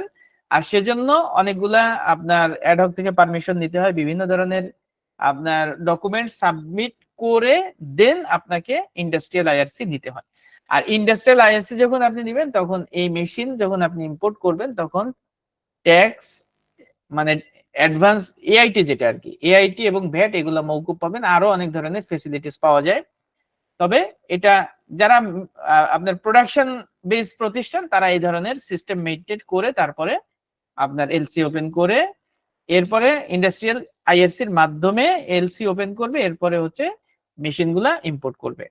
এখন কথাগুলো জটিল হয়ে গেল নাকি সহজ হয়ে গেল আমি বুঝতেছি না। আমি যদি আরেকটু সহজভাবে কথাগুলো বলার চেষ্টা করি, সেটা হচ্ছে যে আমরা যে ট্রেডিং আইটেম গুলো আছে, যেগুলো কিনে বিক্রি করব, এই জাতীয় শুধুমাত্র যদি বিজনেস হয়, সেক্ষেত্রে কমার্শিয়াল আইআরসি হইলেই এই কাজটা করা সম্ভব। কিন্তু যদি মেশিনারিজ দিয়ে আমরা প্রোডাকশন করে তারপরে বাজারজাত করা হয়, এই ধরনের প্রতিষ্ঠান হয়, তাদের কাজ হচ্ছে তারা কি করবে, তারা ইন্ডাস্ট্রিয়াল আইআরসি ব্যবহার করবে। কেন? কারণ ইন্ডাস্ট্রিয়াল আইআরসির মাধ্যমে সে হচ্ছে আপনার এআইটি এবং ভ্যাট এগুলা মৌকুব পাবে, এগুলা তাকে সরকারকে দিতে হচ্ছে না। এই হচ্ছে আপনার ইন্ডাস্ট্রিয়াল আইআরসি এবং কমার্শিয়াল আইআরসির মধ্যে ডিফারেন্স। তো তারপরে হচ্ছে আপনার এলসি ওপেন থেকে ওপেন করার ক্ষেত্রে আপনার কিছু জিনিস লাগবে। যখন আপনি কোনো ব্যাংকের থ্রুতে এলসি ওপেন করবেন, ওপেন করার সময় কয়েকটা জিনিস আপনাকে লাগবে। নাম্বার 1 হচ্ছে আপনার লাগবে একটা PI, that means proforma invoice. Proforma invoice বলতে কি বোঝায়? প্রোফর্মা ইনভয়েস তো আমরা অবশ্যই জানার কথা, সেটা হলো যে আসলে যদি আমরা ইম্পোর্টের ক্ষেত্রে ধরি, সেটা হচ্ছে যে প্রোফর্মা ইনভয়েস যার থেকে আমরা মেশিনটা পারচেস করব, সেই পার্টি আমাকে একটা অফার দিবে যে আমার কাছে এই মেশিনগুলো আছে, এটার দাম হচ্ছে এত, এই বিস্তারিত সে এরকম একটা প্রোফর্মা ইনভয়েস আমার কাছে দিবে, যেটা ইনভয়েসের মতোই, জাস্ট ইনভয়েসই, এটা প্রোফর্মা ইনভয়েস, এটা ডিটেলস আছে, এই প্রোফর্মা ইনভয়েসটা লাগবে প্রথমত। দ্বিতীয়ত লাগবে হচ্ছে আপনার এলসি ওপেনের জন্য একটা অ্যাপ্লিকেশন, এলসি ওপেনিং অ্যাপ্লিকেশন লাগবে। অ্যাপ্লিকেশন দিবেন ব্যাংক বরাবর যে আমি এই এত নাম্বার হচ্ছে আপনার এত ডলারের একটা এলসি ওপেন করতে চাচ্ছি, এই বিস্তারিত লিখে একটা অ্যাপ্লিকেশন করতে হবে। তো প্রথমত গেল হচ্ছে আমাদের পিআই লাগবে, দ্বিতীয়ত লাগলো হচ্ছে আমাদের অ্যাপ্লিকেশন লাগবে, তৃতীয় লাগবে হচ্ছে আপনার ইন্স্যুরেন্স কভার নোট বলা হয় যেটাকে। ইন্স্যুরেন্স কভার নোট মানে হচ্ছে যে আপনার যত ডলারের এলসি, এই প্রোডাক্টটা কি, এটার সিতে আসার পরে যদি ডুবে যায় তাহলে এটার ভবিষ্যৎ কি হবে। অর্থাৎ আপনি যখন কোনো মেশিনারিজ হোক আর র মেটেরিয়ালস হোক ইম্পোর্ট করতে যাবেন, তখন আপনাকে ইন্স্যুরেন্স কভার নোট মেনটেন করা লাগবে। অর্থাৎ ইন্স্যুরেন্স কভার নোট, যে কোনো কোম্পানির সাথে, ইন্স্যুরেন্স কোম্পানির সাথে আপনার নেগোসিয়েশন থাকবে, তাকে নির্দিষ্ট অ্যামাউন্টের ভিত্তিতে আপনার কভার নোট নিতে হবে। তাহলে আমাদের এলসি ওপেন করার সময় ইন্স্যুরেন্স কভার নোটও লাগবে। এরপরে কি লাগবে? এরপরে হচ্ছে আমাদের লাগবে ব্যাংক থেকে যখন আমি এলসিটা ওপেন করতেছি, তখন আমার অ্যাকাউন্ট থেকে 2টা টাকা ব্যাংক কাটবে। একটা হচ্ছে যখন কোনো এলসি ওপেন হয় তখন এলসি ওপেনিং চার্জ একটা টাকা তারা কাটে। এটা হতে পারে হচ্ছে আপনার এলসি ডলার, যত ডলারের এলসি আপনি ওপেন করবেন তার হয়তো 0.25% হতে পারে অথবা 0.2%, এটা ভেরিয়েবল, চেঞ্জ হয়। আর এটা মূলত হচ্ছে ব্যাংকের সাথে যে কন্ট্রাক্ট থাকে, এই কন্ট্রাক্টে এই বিষয়টা ডিটেলস লেখা থাকে আর কি, যে আপনাকে আপনার এলসি ওপেনের ক্ষেত্রে তারা কত পার্সেন্ট এলসি ওপেনিং চার্জ নেবে। আর ব্যাংক আরো একটা টাকা কাটবে, সেটা হচ্ছে এলসি মার্জিন, যেটা আমরা একটু আগে ব্রিফ করেছি যে এলসি মার্জিনটা কি। এলসি মার্জিনটা হচ্ছে মূলত একটা জামানত, যে আপনি এলসি ওপেন করলেন, যদি $50,000 এলসি ওপেন করেন আর ব্যাংকের সাথে যদি আপনার 10%-এর কোনো একটা চুক্তি থাকে, সেক্ষেত্রে 10% মানে $5,000 এর যে ভ্যালু, $10,000 হইতে যত টাকা লাগে টাকায় কনভার্ট করে ওই টাকাটা আপনার ব্যাংক অ্যাকাউন্ট থেকে ব্যাংক কেটে রাখবে। তবে মার্জিনটা তারা, আপনি যখন ফাইনালি পেমেন্ট করে দিবেন টাকা, যখন আপনি ধরেন মেশিন চলে আসছে, আসার পরে যখন ফাইনালি যখন ব্যাংকের যত টাকা আছে পেমেন্ট কমপ্লিটলি পেমেন্ট হয়ে যাবে, তখন আপনার মার্জিনের টাকাটা ব্যাংক ফেরত দিবে। কিন্তু এলসি ওপেনিং চার্জ, এটা আপনার এই এলসির কস্টিং এর মধ্যে চলে যাবে, এটা হচ্ছে আপনার খরচ, এটার আর কোনো ফিডব্যাক নেই। তো এই 2টা টাকা হচ্ছে ব্যাংক কাটবে। আর আমরা 4টা জিনিস দিয়ে, ডকুমেন্ট দিয়ে, এরপরে হচ্ছে আমরা এলসি ওপেন করব। আর এলসি ওপেন করার পরে আপনার এটার একটা পিরিয়ড থাকে 3 মাস 4 মাস, যেহেতু বিদেশ থেকে একটা জিনিস আসবে, জাহাজে করে আসবে, তো আসার ক্ষেত্রে এটা কতদিন লাগবে ইত্যাদি ইত্যাদি, এগুলা ডিটেলস থাকে, পিআই এর মধ্যে থাকে। এলসি যখন ব্যাংকের কাছে সব পেপারস আপনি ডকুমেন্ট সাবমিট করবেন, করার পরে ব্যাংক এটার মাধ্যমে একটা এলসি কপি রেডি করবে। এলসি কপি রেডি করে এটা আবার প্রুফ দেখার জন্য আপনাকে দিবে, অ্যাকাউন্টস ডিপার্টমেন্টকে দিবে। যারা কমার্শিয়াল নিয়ে কাজ করে তারা দেখবে যে যত টার্মস এন্ড কন্ডিশন বা এলসি রিলেটেড যে ইনফরমেশন গুলো আছে, কভার নোট নাম্বার ঠিক আছে কিনা, এলসি নাম্বার ঠিক আছে কিনা, তারপরে হচ্ছে আপনার পিআই নাম্বার থাকে, পিআই এর ডেট থাকে, পিআই এর ভ্যালু থাকে, তারপরে এটা কি জাহাজে আসবে নাকি গাড়িতে আসবে ইত্যাদি ইত্যাদি ডিটেলস থাকে, সবকিছু ঠিক আছে কিনা এটা কমার্শিয়াল সেকশন দেখবে। দেখার পরে যদি বলে যে হ্যাঁ সব ঠিক আছে, তখন ব্যাংক কি করবে, এই এলসিটাকে সুইফট করে দিবে। সুইফট করা মানে হচ্ছে আপনার ব্যাংকের থেকে বাংলাদেশ ব্যাংক হয়ে যার যার মাধ্যমে ইম্পোর্টের যে প্রাথমিক প্রক্রিয়া, যখন এলসি ওপেন আপনার এলসি সুইপ করে দিবে, প্রাথমিকভাবে আপনার এলসির যে কর্মকাণ্ড এটা শুরু হয়ে গেল, ফর্মালি শুরু হয়ে গেল। এটা হচ্ছে আপনার এলসি ওপেন করার সময় যে ইনফরমেশন বা যে জিনিসগুলো লাগে সেই বিষয়গুলো। এরপরে আপনার যতদিন লাগে, দেখা যাচ্ছে যে 3 মাস হয়ে গেছে, কিন্তু আপনার এই সময় মাল আপনার পোর্টে চলে আসার কথা, বাট পোর্টে আসে নাই, আসতে দেরি করতেছে, আরো কিছুদিন সময় লাগবে। কিন্তু এলসির একটা এক্সপায়ারি ডেট থাকে, ভ্যালিডিটি থাকে, যে কতদিন এটা পোর্টে আসবে, এটার একটা পিরিয়ড থাকে। যদি আপনার এই পিরিয়ডটা কোনো কারণে এক্সিট করে যায়, সেক্ষেত্রে বা আরো বিভিন্ন কারণ থাকতে পারে, যে আপনার কোনো একটা টার্মস এন্ড কন্ডিশন পার্টির সাথে আপনার মিলতেছে না, এরকম অনেক বিষয় থাকতে পারে। এলসির কোনো কিছু চেঞ্জ করা লাগতে পারে, যেটাকে বলা হয় এলসি অ্যামেন্ডমেন্ট। তো এলসি অ্যামেন্ডমেন্ট যখন করা হয়, তখন আবার ব্যাংক একটা চার্জ কাটে, আলাদা একটা চার্জ কাটে, এলসি অ্যামেন্ডমেন্ট চার্জ। আর এটা হচ্ছে মূলত এলসির যদি কোনো কারেকশন করতে হয়, কোনো কলাম চেঞ্জ করতে হয়, কোনো বিষয়ে টার্মস এন্ড কন্ডিশন চেঞ্জ করতে হয়, সে অথবা ডেট বাড়াইতে হয়, এই সমস্ত ক্ষেত্রে আপনার এলসি অ্যামেন্ডমেন্ট করা লাগে। এবং এলসি অ্যামেন্ডমেন্ট করতে গেলেও এটাকে একটা চার্জ দিতে হয়। তো এটা মোটামুটি ব্যাংকের মাধ্যমে যখন আপনার ফুললি প্রসেস হয়ে এক্সপোর্টার মাল পাঠাই দিবে জাহাজে করে, বাংলাদেশের যে পোর্ট আছে এই পোর্টে যখন আপনার এই মেশিনটা চলে আসবে, আমরা কিন্তু ফিক্সড অ্যাসেটে একটা মেশিন পারচেজের ফুল প্রক্রিয়া, যেটা এলসির মাধ্যমে বিদেশ থেকে নিয়ে আসার ক্ষেত্রে যে প্রক্রিয়া, সেই প্রক্রিয়াটা আপনাদের সাথে শেয়ার করতেছি। যখন পোর্টে চলে আসবে, আসার পরে ততক্ষণে আপনার এক্সপোর্টার যে তার কাছে একটা ডকুমেন্ট তৈরি হবে, এই মালের ডিটেলস বর্ণনা, সে যে এলসি ওপেন করছে, সে ওখানে যে সিস্টেম গুলো মেনটেন করে আসছে, মালের বিস্তারিত বিষয়গুলো দিয়ে যে পেপারস গুলো থাকবে, এই পেপারসটা আপনার ব্যাংকের কাছে চলে আসবে। ব্যাংক তখন আপনাকে ইনফর্ম করবে যে আপনার প্রোডাক্টটা চলে আসছে, অথবা আমাদের হাতে আপনার ডকুমেন্টটা চলে আসছে। অনেক সময় ডকুমেন্ট আগে চলে আসে, মাল পরে আসে, অনেক সময় ডকুমেন্ট মাল চলে আসছে, ডকুমেন্ট পরে আসে, এরকম কেসও হয়। তো সেক্ষেত্রে আপনার অনেক সময় দেখা যাচ্ছে যে আপনার ডকুমেন্ট কপি ডকুমেন্টও নেওয়ার সুযোগ থাকে, যে মাল পোর্টে চলে আসছে কিন্তু ব্যাংকের কাছে ডকুমেন্ট আসে নাই, আপনি চাচ্ছেন মালটা ছাড়াই নেওয়ার জন্য। মালটা যখন পোর্টে আপনার চলে আসবে, আসার পরে যদি এখানে একটা নির্দিষ্ট মেয়াদ থাকে, মেয়াদের বাইরে যদি আপনি পোর্টে মাল রাখেন, প্রতি দিন হিসাবে আপনাকে কিন্তু জরিমানা গুনতে হবে, শেড ভাড়া গুনতে হবে, পোর্টকে আপনাকে টাকা দিতে থাকতে হবে। এই জন্য পোর্টে যখন মাল চলে আসে, তখন সবাই চায় যে দ্রুত মালটাকে ছাড়াই নেওয়ার জন্য, কারণ ওটার একটা পিরিয়ড আছে, একটা সময় আছে, একটা নির্দিষ্ট সময় পর্যন্ত তারা রাখবে, এরপর থেকে তারা চার্জ যোগ করতে থাকবে, পোর্ট চার্জ যোগ করতে থাকবে। সেজন্য দেখা যাচ্ছে যে অনেক সময় আপনার মাল পোর্টে চলে আসছে, কিন্তু ডকুমেন্ট ব্যাংকের কাছে এখন এসে পৌঁছায় নাই। তখন কি করে, যিনি এক্সপোর্টার আছেন তিনি ডকুমেন্টের যেই সফট কপি আছে, ফটোকপি আছে, আমরা একটু মনে হয় যে কোন জায়গা থেকে যেন সাউন্ড আসতেছে, আমরা যদি একটু মিউট হয়ে যাই, মিউট করে দিলাম আপনার একটু, ওকে। তো এরপরে কি হবে, যদি এরকম কেস ঘটে, তখন কি করবে, এক্সপোর্টার ওই ডকুমেন্টের যে সফট কপিটা আছে মেইলে ইম্পোর্টারের কাছে পাঠাই দিবে। ইম্পোর্টার কি করবে, এটাকে প্রিন্ট করে নিয়ে ব্যাংকের কাছে যাবে, ব্যাংক কি করবে, এটাকে আপনার এন্ডোর্স করে দিবে।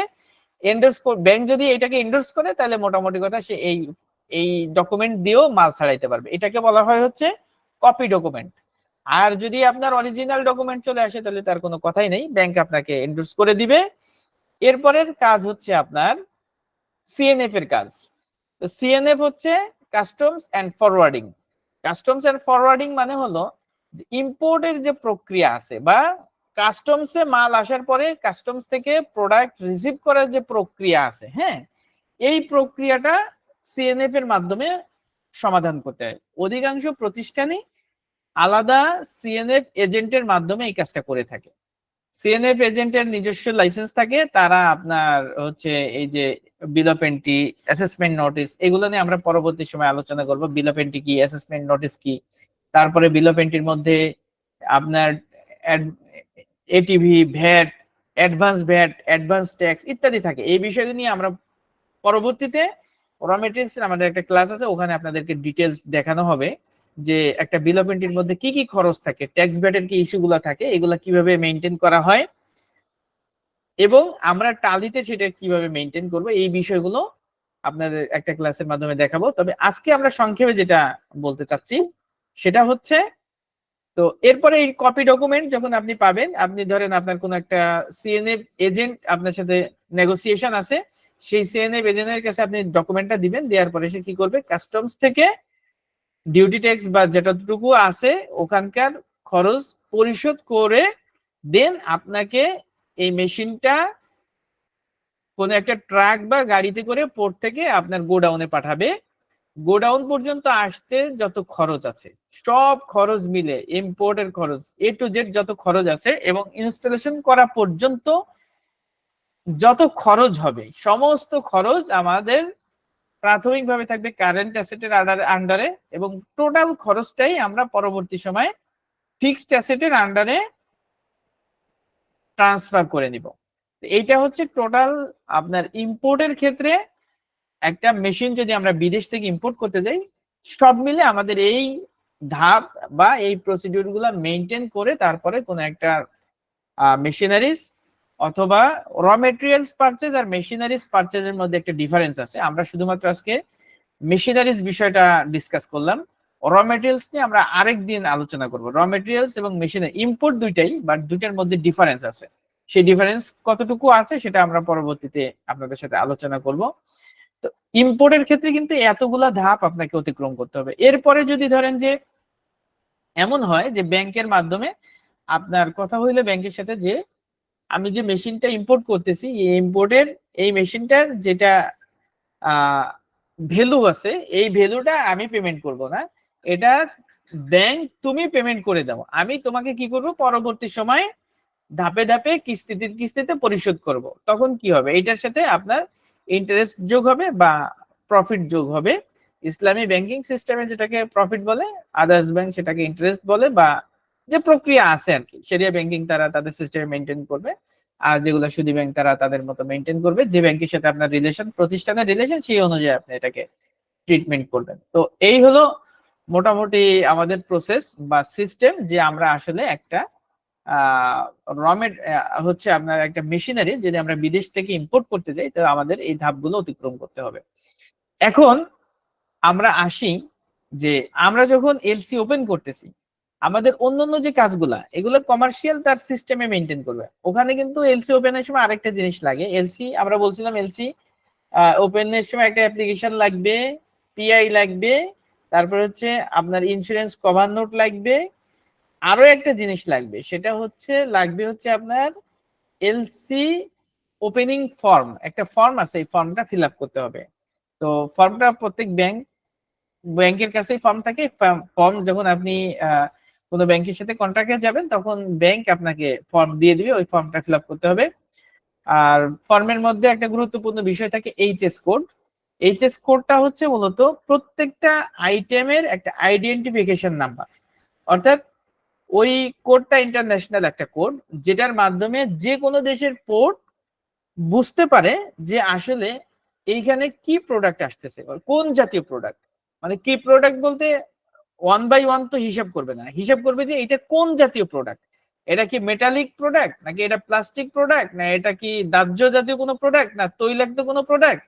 এইটার প্রত্যেকটার জন্য আলাদা আলাদা এইচএস কোড আছে, আর এইচএস কোডের আলাদা বই আছে। আপনার চাইলে বই কিনেও আপনারা দেখতে পারেন যে আসলে কোন এইচএস কোডের আন্ডারে কি কি প্রোডাক্ট আছে। তো যারা বিশেষ করে কমার্শিয়াল সেকশনে কাজ করে তাদেরকে এই জিনিসগুলো অনেক ভালোভাবে রপ্ত করতে হয়, জানা থাকতে হয়, এই বইগুলো তাদের হাতে রাখা লাগে। অনেক সময় যদি আপনি ভুল ইনফরমেশন দেন, এইচএস কোডের ভিত্তিতে অনেক কিছু হয়, যেমন হচ্ছে যে আপনি কত পার্সেন্ট ডিউটি ট্যাক্স দিবেন, এটাও কিন্তু আপনার নির্ভর করে এই এইচএস কোডের উপরে। আপনি একটা প্রোডাক্ট আনতেছেন, এখানে অন্য একটা প্রোডাক্টের যদি আপনি এইচএস কোড ব্যবহার করে ফেলেন ভুলবশত, তখন দেখা যাবে যে আপনার এটা পোর্ট থেকে আপনি আর ছাড়াইতে পারতেছেন না, তখন বলবে যে তুমি এটা, মানে এইগুলা এই জটিলতাগুলো তৈরি হয়। অনেক সময় দেখা যায় যে সঠিক এইচএস কোড ব্যবহার করা হয়েছে, কিন্তু কাস্টমস যখন এটা অডিট করছে যে কি মাল আছে, অনেক সময় দেখা যায় কাস্টম কি করে, যখন মাল আসছে আসার পরে সে চেক করে যে এই এই এইচএস কোডের আন্ডারে কি কি আছে, এগুলো তো ওদের জানা থাকে, মুখস্থই থাকে, কারণ ওরা এই জিনিসগুলা নিয়েই কাজ করে। এখন দেখা যাচ্ছে যে এমন একটা জিনিস ও ওইটার সাথে এটা সিমিলার বুঝতেছে না, এই এই ক্ষেত্রে কিন্তু তারা অনেক সময় আটকায় দেয়। আবার অনেক ধরনের কাহিনী আছে, সেটা আপনারা ভালোই বুঝেন, যেহেতু এটা সরকারি বিষয়, অনেক ধরনের কাহিনী টাহিনী করে এরপরে আবার এগুলাকে পোর্ট থেকে ছাড়াইতে হয় আর কি। তো এই হলো মোটামুটি, যদি আমরা বিদেশ থেকে কোনো কিছু ইম্পোর্ট করি তার ফুল প্রসিডিউর, যেটা আপনাদের সামনে ব্রিফ করলাম। এটা যদি আপনাদের ইম্পোর্ট বা কমার্শিয়াল সেকশনে কেউ কাজ করে থাকেন তারা সহজে বুঝতে পেরেছেন, আর যারা কমার্শিয়াল সেকশনে কাজ করেন নাই এরকম যারা আছেন তাদের কাছে একটু কঠিন মনে হবে। তবে ভিডিওটা আপনারা 3-4 বার দেখবেন, আশা করি বিষয়গুলো আপনাদের কাছে ক্লিয়ার হয়ে যাবে। প্রয়োজনে একটা ডায়েরি নিয়ে বসে আপনি নোট করে রাখলে ভবিষ্যতে কোনো সময় হয়তো আপনার এটা কাজে দিবে। এবং আপনার প্রতিষ্ঠানে যদি কমার্শিয়াল সেকশন থাকে তাদের সাথে আপনি আলাপ আলোচনা করতে পারেন যারা পরিচিত আছে, তখন বিষয়গুলো বুঝতে আরো বেশি সহজ হয়ে যাবে। তো যাই হোক, এখন আমরা অল্প একটু ট্রিটমেন্টে যাই। আমরা খুব বেশি আজকে ট্রিটমেন্টে যাব না, আমরা প্রাথমিকভাবে কিছু কাজ শিখবো। আর আগামী যে ক্লাসটা থাকবে ওই ক্লাসে আমরা একদম, আমরা তো এত সময় পর্যন্ত যে কথাগুলো বললাম এগুলো হচ্ছে থিওরিক্যাল কথা, আর প্র্যাকটিক্যাল আমরা সিস্টেমে কিভাবে মেনটেন করবো এই জিনিসগুলো অল্প কিছু আমরা এখন দেখাবো। আর আগামীকালকে ইনশাল্লাহ এটাকে কমপ্লিট করে ফেলবো, যে একদম এলসি ওপেন থেকে শুরু করে এলসি ক্লোজ করা পর্যন্ত এবং সেটাকে ফিক্সড অ্যাসেটে ট্রান্সফার করা পর্যন্ত যে যতগুলো ধাপ আছে, এবং আমাদের টালিতে সেটা কিভাবে মেনটেন করতে পারি এই বিষয়গুলো। তো যখন আমরা এলসি ওপেন করব তখন আমরা বলছি যে আমাদেরকে দুইটা খরচ এখানে মেনটেন করতে হবে, একটা হচ্ছে এলসি ওপেনিং চার্জ, আরেকটা হচ্ছে এলসি মার্জিন। এই দুইটা আমাদের অ্যাকাউন্ট থেকে চলে যাবে। সেজন্য আমরা এ জাতীয় যে ট্রানজেকশন গুলো আছে, আমরা যখন এলসি ওপেন করব, এখন থেকে এলসি ওপেন থেকে শুরু করে যত টাকা আমাদের খরচ হবে, এটা কিন্তু যতক্ষণ পর্যন্ত আমরা এই মেশিন আমাদের গোডাউনে ইনস্টলেশন না হবে ততক্ষণ পর্যন্ত এটা কারেন্ট অ্যাসেটের আন্ডারে থাকবে, ঠিক আছে? অর্থাৎ আমরা এলসি ওপেন থেকে শুরু করে খরচ হইতেছে, বিভিন্ন খরচ হইতেছে, এই হওয়াটা ধাপে ধাপে যতক্ষণ যেখানে যেটা হচ্ছে সেটাকে আমরা কোথায় রাখবো, কারেন্ট অ্যাসেটের আন্ডারে রাখবো। কিভাবে রাখবো সেটা আমরা একটু দেখতেছি। আমরা এখান থেকে চলে যাব ক্রিয়েট অপশনে, এবং এখান থেকে আমরা একটা গ্রুপ ক্রিয়েট করব, এবং গ্রুপের নাম দিব আমরা হচ্ছে এলসি ইন ট্রানজিট নামে আমরা একটা গ্রুপ ক্রিয়েট করব। এবং এই এলসি ইন ট্রানজিটটা থাকবে আমাদের কার আন্ডারে, কারেন্ট অ্যাসেটের আন্ডারে, ঠিক আছে? এটা আমাদের প্রাথমিকভাবে অ্যাসেট, কারেন্ট অ্যাসেট আমাদের আছে, যে কোনো সময় এটা আমাদের থেকে চলে যাবে টাকাটা। এই জন্য এটাকে আমরা ক্রিয়েট করতেছি, এলসি ইন ট্রানজিটটা ক্রিয়েট করতেছি কারেন্ট অ্যাসেটের আন্ডারে, দিয়ে আমরা এন্টার দিয়ে এটাকে সেভ করলাম। এবার এলসি রিলেটেড যে ট্রানজেকশন গুলা হবে সেইগুলাকে আমরা লেজার হিসেবে ক্রিয়েট করব। তা আমরা যাচ্ছি হচ্ছে ক্রিয়েট অপশনে, এবং এখান থেকে আসলাম লেজার। তো আমরা প্রথমে বললাম যে আমাদের একটা এলসি ওপেনিং চার্জ লাগবে, এই জন্য আমরা একটা হেড ক্রিয়েট করতেছি, LC opening charge. LC opening চার্জটা আমাদের চলে যাবে এলসি ইন ট্রানজিটের আন্ডারে। এরপরে আমাদের যেভাবে যেটা আছে এভাবে রেখে এন্টার দিয়ে আমরা সেট করে দিচ্ছি। এরপরে আরেকটা আসবে কি, এলসি মার্জিন। এলসি মার্জিন এটাকেও আমরা এলসি ইন ট্রানজিটের আন্ডারে ক্রিয়েট করব। এলসি মার্জিন ক্রিয়েট করলাম। এরপরে আমাদের আরেকটা খরচ, ব্যাংক রিলেটেড খরচ থাকবে, সেটা কি, যদি প্রয়োজন হয় কোনো কোনো এলসির ক্ষেত্রে প্রয়োজন হবে, কোনো কোনো এলসির ক্ষেত্রে প্রয়োজন হবে না, কিন্তু আমাদের একটা লেজার সেজন্য ক্রিয়েট করে রাখতেই হবে। যখন আমাদের এই রিলেটেড খরচ আসবে তখন আমরা এটা মেনটেন করব। আর যদি এই রিলেটেড খরচ না আসে তো আমাদের তো এটা বাদ যাবে, কোনো সমস্যা হবে না, কিন্তু আমাদের লেজার থাকতে হবে। লেজারটা যদি আমরা যেটাকে আমরা বলছিলাম এলসি অ্যামেন্ডমেন্ট চার্জ, তো আমরা এখানে আরেকটা লেজার ক্রিয়েট করতেছি, অ্যামেন্ডমেন্ট সরি, এলসি, ওকে।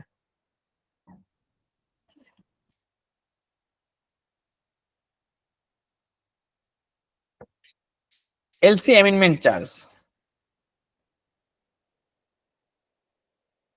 সেটাকেও আমরা এলসি ইন ট্রানজিটের আন্ডারে ক্রিয়েট করে রাখলাম। আর এলসি ওপেন হওয়ার সাথে সাথে ব্যাংক যখন আপনার ব্যাংক থেকে এলসি মার্জিনটা কেটে নেবে,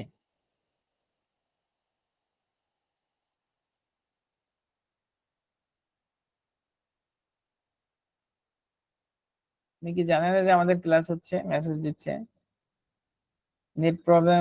আচ্ছা, ওকে। তো এলসি, আমরা এলসি আরেকটা ক্রিয়েট করলাম কি, যখন আমরা এলসি অ্যামেন্ডমেন্ট চার্জ যদি আমাদের প্রয়োজন তখন আমরা এটাকে ক্রিয়েট করব।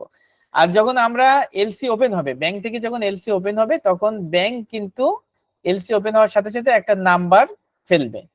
ধরেন যদি আমাদের ডাচ বাংলা ব্যাংক, যেহেতু আমাদের একটা ব্যাংক আছে, আমরা যদি আরেকটা ব্যাংক এখানে ক্রিয়েট করে রাখি, আমরা ওখানে, আচ্ছা ডাচ বাংলা ব্যাংকই থাক, ব্যাংক তো আপনারা ক্রিয়েট করতে পারবেনই, আমরা তো ব্যাংক ক্রিয়েট করা দেখাইছি। আপনার যদি 10টা ব্যাংকের অ্যাকাউন্টও থাকে সেটাও আপনারা ক্রিয়েট করতে পারবেন। তো আমরা কি করতেছি, এখান থেকে এলসি যখন ধরেন যে ডাচ বাংলা ব্যাংকের সাথে আমাদের একটা কমিউনিকেশন হয়েছে, রিলেশন হয়েছে, তো সেখানে যখন এলসি ওপেন হবে হওয়ার সাথে সাথে তারা এলসি একটা নাম্বার ফেলবে, এজন্য ওই নাম্বারটাকেও আমরা এলসি ইন ট্রানজিটের আন্ডারে ক্রিয়েট করে রাখবো।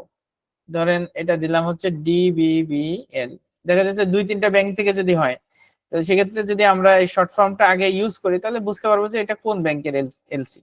অথবা অনেক সময় দেখা যাচ্ছে যে এক ব্যাংকের সাথে আমি লেনদেন করলাম 2 বছর, করার পরে অন্য ব্যাংকে আমি চলে গেলাম, তখন কোনটা কোন ব্যাংকে ছিল এটা বোঝার জন্য জাস্ট আমরা ডিবিবিএলটা এনে ইউজ করলাম। এরপরে এলসি নাম্বার দিয়ে যে নাম্বারটা আছে আমরা এখানে ধরেন এইটাই হচ্ছে আমাদের এলসি নাম্বার, দেওয়ার পরে এন্টার দিলাম এবং এটাকে আমরা এলসি ইন ট্রানজিটের আন্ডারে ক্রিয়েট করে এটাকে রেখে দিলাম। প্রাথমিকভাবে আমরা এলসি নাম্বারটাকে টাচ করব না, এটা আমাদের তৈরি করা থাকবে। আমরা সর্বশেষ যখন এটাকে ফাইনাল হয়ে যাবে সব খরচ, তখন আমরা সব খরচটা এলসি তে আমরা ট্রান্সফার করব, সেটা আমরা সামনে দেখাই দিব, এটা নিয়ে আপনাদের টেনশন করার দরকার নাই। এরপরে আমাদের আরো অনেক কিছু লাগবে। আমাদের এখানে কিছু খরচ আছে, যেমন হচ্ছে যে আপনাদের একটা আছে হচ্ছে ডিউটি ট্যাক্স, একটা খরচ লাগতে পারে, যেটা হচ্ছে আপনার কোনো ইয়া নাই, ডিউটি ট্যাক্স ইম্পোর্টের এগেনস্টে কাস্টমস ডিউটি যেটাকে বলা হয়। তো আমরা সিএনএফ কস্ট নামে একটা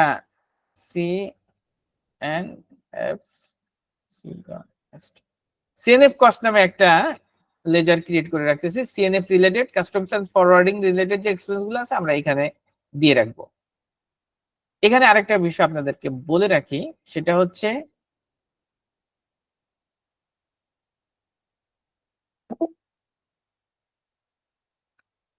অনেক সময় এরকম হইতে পারে অ্যাকাউন্টিং বিষয়, সেটা হলো যে কোনো একটা প্রতিষ্ঠান যার সাথে কোনো একটা সিএনএফ প্রতিষ্ঠান, মানে কাস্টমস এন্ড ফরওয়ার্ডিং, যারা ইম্পোর্টের সাথে রিলেটেড কাজ করে, এরকম প্রতিষ্ঠানের সাথে আমাদের একটা রিলেশন তৈরি হইলো এবং সে কি করলো, যখন আমাদের ইম্পোর্টের প্রয়োজন হয় আমরা কাগজপত্র তাকে দিয়ে দিই, দিয়ে দেওয়ার পরে সে তার মতো করে কাজ আগাইতে থাকে। এরপরে বললো যে এখন ইমার্জেন্সি 5 লাখ টাকা পাঠাই দিল। এরপরে সে তার মতো করে নিজের কিছু খরচ টরচ করে আপনার ইয়া থেকে কাস্টমস থেকে মালটা ছাড়াই দেওয়ার পরে এরপরে সে কি করলো, একটা বিল থ্রো করলো প্রতিষ্ঠানের কাছে, যে আমি টোটাল আমার এই এই যে এলসিটা, এটা টোটাল রিটার্নমেন্ট করতে বা এটাকে আমার গোডাউন মানে পোর্ট থেকে কমপ্লিটলি ছাড়ানোর ক্ষেত্রে আমার টোটাল এত টাকা বিল হয়েছে, ধরেন সেটা হইলো 6 লাখ টাকা, আর আমি অ্যাডভান্স নিয়েছি আপনাদের থেকে 5 লাখ, তো এখন আমি আরো 1 লাখ টাকা পাবো, এরকম ধরনের ট্রানজেকশন থাকতে পারে। তো সেক্ষেত্রে আমরা কি করব, আমরা যখনই কারোর সাথে এই ধরনের লেনদেন থাকবে তাকে আমরা ধরেন সিএনএফ কস্ট একটা আমরা একটা ক্রিয়েট করলাম। ক্রিয়েট করার পরে এখন এ ধরনের যদি ডাবল এন্ট্রি সিস্টেম হয়, যেটাকে আমরা প্রভিশনাল এন্ট্রি বলি, এ ধরনের সিস্টেম হলে তখন আমাদেরকে আরো একটা লেজার ক্রিয়েট করতে হবে। কিভাবে ক্রিয়েট করতে হবে? আমরা সিএনএফ কস্ট কিন্তু একটা ক্রিয়েট করছি অলরেডি, এখন আবার আরেকটা লেজার ক্রিয়েট করতেছি। দেখেন, আমরা গেলাম হচ্ছে ক্রিয়েট অপশনে যাচ্ছি, ক্রিয়েট থেকে লেজার ক্রিয়েট করব। লেজার ক্রিয়েট করব কাকে?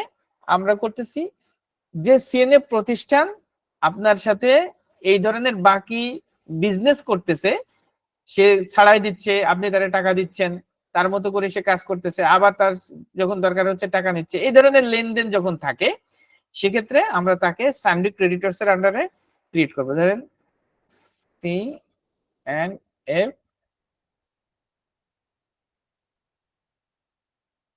Trade limited. এটা কে? এটা হচ্ছে ওই প্রতিষ্ঠান যার মাধ্যমে আমরা এলসির কাজ করি। তো তাকে আমরা কোথায়, যেহেতু তার সাথে আমার লেনা দেনা হয়, সে সবসময় আমার কাছে কোনো না কোনো টাকা পায়, তো যখনই পাওনাদার এরকম কেউ হবে, তাকে আমরা সানডি ক্রেডিটরস এর আন্ডারে ক্রিয়েট করব। আর আমরা যাদের কাছে প্রোডাক্ট সেল করব তাদেরকে তৈরি করব সানডি ডেটার্স এর আন্ডারে। তাহলে সানডি ক্রেডিটরস হচ্ছে কে কে? সানডি ক্রেডিটরস নিয়ে আমরা পরে কথা বলবো। এখন যদি কথা বলতে চাই তাহলে অনেকের কাছে এটা জটিল মনে হবে। তা আমরা সহজভাবে আপাতত এতটুকু বুঝে রাখি যে সিএনএফ ট্রেড হচ্ছে এমন একটা প্রতিষ্ঠান যার সাথে আমার এরকম বাকি বিজনেস হয়, সে কখনো তার সাথে সে পেমেন্ট করে দেয়, আবার তার কাছে আমি দেনা হই, আবার তাকে আমি পেমেন্ট করি, এরকম সিচুয়েশন হইলে সেই ব্যক্তিকে আমরা ক্রিয়েট করব সানডি ক্রেডিটরস এর আন্ডারে।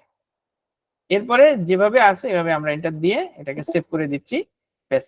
তাহলে আমাদের এটা এরকম একটা ফিগার তৈরি হয়ে গেল। আর আরো হইতে পারে, আমরা এখানে কয়েকটা লেজার ক্রিয়েট করলাম, আরো কিছু লেজার ক্রিয়েট করব। আমরা আবারও ক্রিয়েট অপশনে যাচ্ছি এবং এখান থেকে লেজার ক্রিয়েট করতেছি। লেজারে যে আমাদের যে কভার নোট আছে, এটা আমরা ইন্স্যুরেন্স কভার নোট নামে একটা হেড ক্রিয়েট করে রাখতে পারি।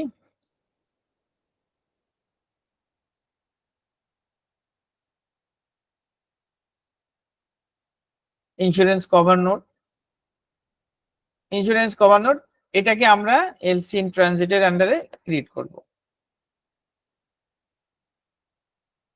সরি, এলসি ইন ট্রানজিটের আন্ডারে ইন্স্যুরেন্স কভার নোট তৈরি করব। এখন এখানেও সেম, আপনার যদি সিএনএফ এজেন্টের মতো কেস এখানে থাকে, ইন্স্যুরেন্স কোম্পানি আপনার যখন কভার নোট লাগতেছে তখন আপনি কভার নোট ওর থেকে নিয়ে নিচ্ছেন, আবার পরবর্তী সময় সে আপনাকে বিল সাবমিট করতেছে, আপনি পরবর্তী সময় আবার পেমেন্ট করতেছেন, অথবা আংশিক পেমেন্ট করতেছেন, আবার 4-5টা বিল মিলে পেমেন্ট করতেছেন। তখন কিন্তু তার সাথে দুইটা লেনদেন হচ্ছে। একটা হচ্ছে যে আমার যখন এলসি ওপেন হয়ে যাবে, আমি যখন প্রোডাক্ট রিসিভ করব, তখন কিন্তু আমার ইন্স্যুরেন্সের টোটাল যে কস্টটা, এটা কিন্তু আমার আইটেমের মধ্যে যেটা আমি ইম্পোর্ট করতেছি তার কস্টিং হিসেবে আমাকে নিয়ে আসতে হবে। এই জন্য ইন্স্যুরেন্স কভার নোটের যে ফুল ফিগার, এটা কিন্তু আমার লাগবে। কিন্তু যে ব্যক্তির সাথে আমার ইন্স্যুরেন্স কোম্পানির সাথে যেই লেনা দেনা থাকবে, তাকে আমরা এখানে ক্রিয়েট করে রাখবো। এখানে আমরা এটাকে ইন্স্যুরেন্স কভার নোটটা দিচ্ছি এলসি ইন ট্রানজিটের মধ্যে, আর ধরেন দিলাম হচ্ছে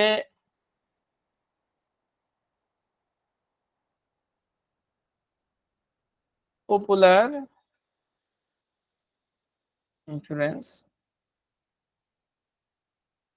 ইন্স্যুরেন্স কোম্পানি, সে তার সাথে আমার এরকম লেনদেন হয়। তো আমি তাকে কি করলাম, এখানে তাকে আমি ক্রিয়েট করব কোথায়? সানডি ক্রেডিটরস এর আন্ডারে। আশা করি আপনারা বুঝতে পারছেন সিএনএফ এর যেটা যেভাবে মেনটেন করলাম, মানে লেনা দেনা যদি বাকি বকেয়া থাকে তখনই আমরা খরচের হেডটা ক্রিয়েট করব হচ্ছে এলসি ইন ট্রানজিটের আন্ডারে, আর যে কোম্পানির সাথে লেনদেন সেটা আমরা করব সানডি ক্রেডিটরস এর আন্ডারে। আর ক্রিয়েট করার পরে আমরা এখানে এন্টার দিয়ে সেভ করে দিব। তো এটা দুইটা আমরা জিনিস করলাম। আর এরপরে হচ্ছে আমাদের আরো কিছু লেজার লাগবে এলসি করার সময়। তো সেগুলো যদি আমরা এলসি ওপেন করার সময় আপনাকে এলসি রিটার্নমেন্ট চার্জ নামে একটা চার্জ থাকতে পারে। যখন আপনি ডকুমেন্ট ব্যাংক থেকে রিসিভ করতেছেন, যেটা আমি বললাম যে কপি ডকুমেন্টই হোক অথবা ব্যাংকের কাছে যখন ডকুমেন্ট চলে আসছে, এটা ইন্ডোর্স করার সময় অনেক সময় ব্যাংক একটা চার্জ কাটে। এরকম যদি চার্জ কাটে তাহলে আমরা এটাকে দিতে পারি insurance retainment charge, sorry LC retainment charge.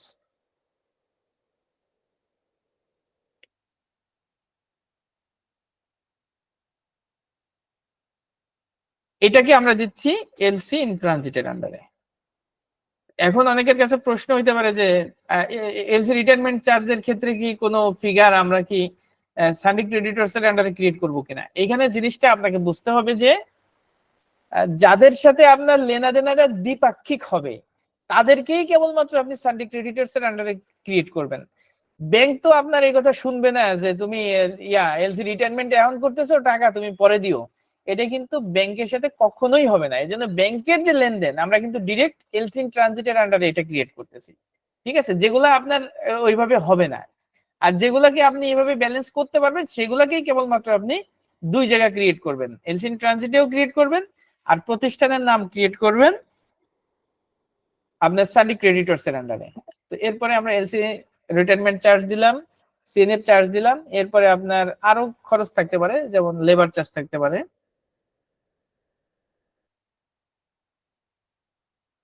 Charge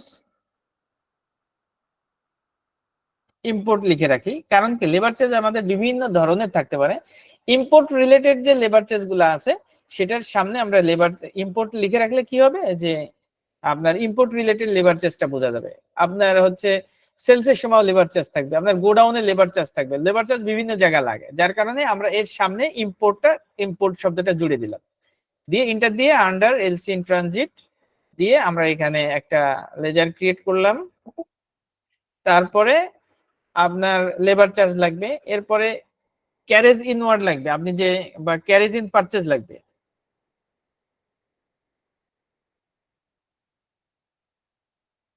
carriage in purchase হচ্ছে পোর্ট থেকে আপনার গাড়ি করে যে আপনার গোডাউন পর্যন্ত মালটা আসবে, সেই মালটা আনার জন্য বা মেশিনটা আনার জন্য যে গাড়ি ভাড়া লাগবে এই গাড়ি ভাড়াটা আমরা ক্যারেজ ইন পারচেজে এন্ট্রি দিব। এটাও আমরা এলসি ইন ট্রানজিটের আন্ডারে দিয়ে দিচ্ছি। এরপরে আপনার লোডিং আনলোডিং চার্জ থাকতে পারে। লোডিং আনলোডিং আপনার হয়তো দেখা যাচ্ছে এটাকে গাড়িতে ওঠানো নামানোর জন্য আপনার ক্রেন দিয়ে এটাকে ওঠা নামা করতে হচ্ছে, বড় মেশিন এরকম হইলে তাহলে আমরা আরেকটা চার্জ এখানে দিয়ে রাখতে পারি, লোডিং আনলোডিং চার্জ। স্পেলিং ভুল হয়ে যেতে পারে ইন কেস অফ, এটা আপনারা ইয়া করেন না। আচ্ছা, আমরা আরেকটা জিনিস এখানে এটা পরে দেখাচ্ছি। এটাকে আমরা এলসি ইন ট্রানজিটের আন্ডারে এন্ট্রি দিয়ে দিলাম। এরপরে হচ্ছে আপনার মেশিন ইনস্টলেশন চার্জ। তো আমরা এটা হচ্ছে এটা আরেকটা চার্জ অ্যাড করে দিলাম,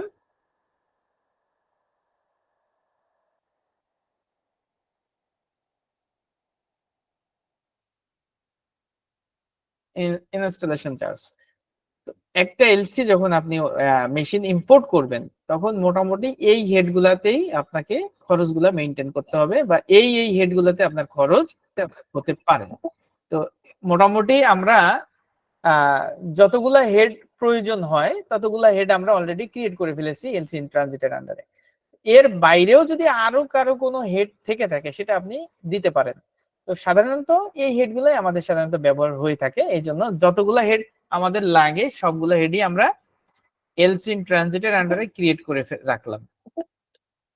তো এরপরে আমাদের আরো অনেকগুলা বিষয় আছে এলসি রিলেটেড, যখন আমরা এটাকে ব্যাংক লোনের মাধ্যমে করব তো সেই প্রসিডিউর কি সেই বিষয়গুলো আমাদের থাকবে।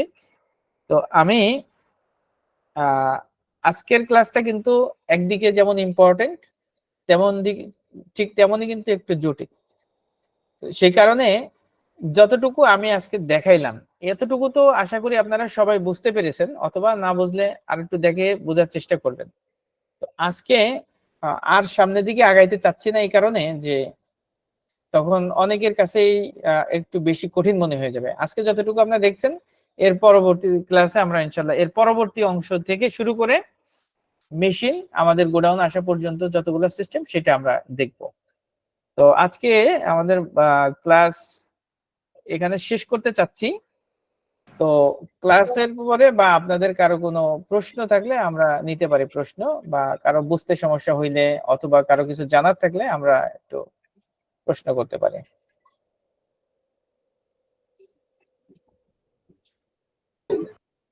স্যার আমি ওই বিষয়টা জানতে চাচ্ছিলাম, এলসি ইন ট্রানজিটে অনেকগুলো খরচ আপনি এখানে এন্ট্রি দিয়েছিলেন, যেমন লেবার চার্জ, তারপর ক্যারেজ ইনওয়ার্ড, এগুলো স্যার তো এক্সপেন্স, এগুলো কি আপনার কারেন্ট অ্যাসেটে আসবে?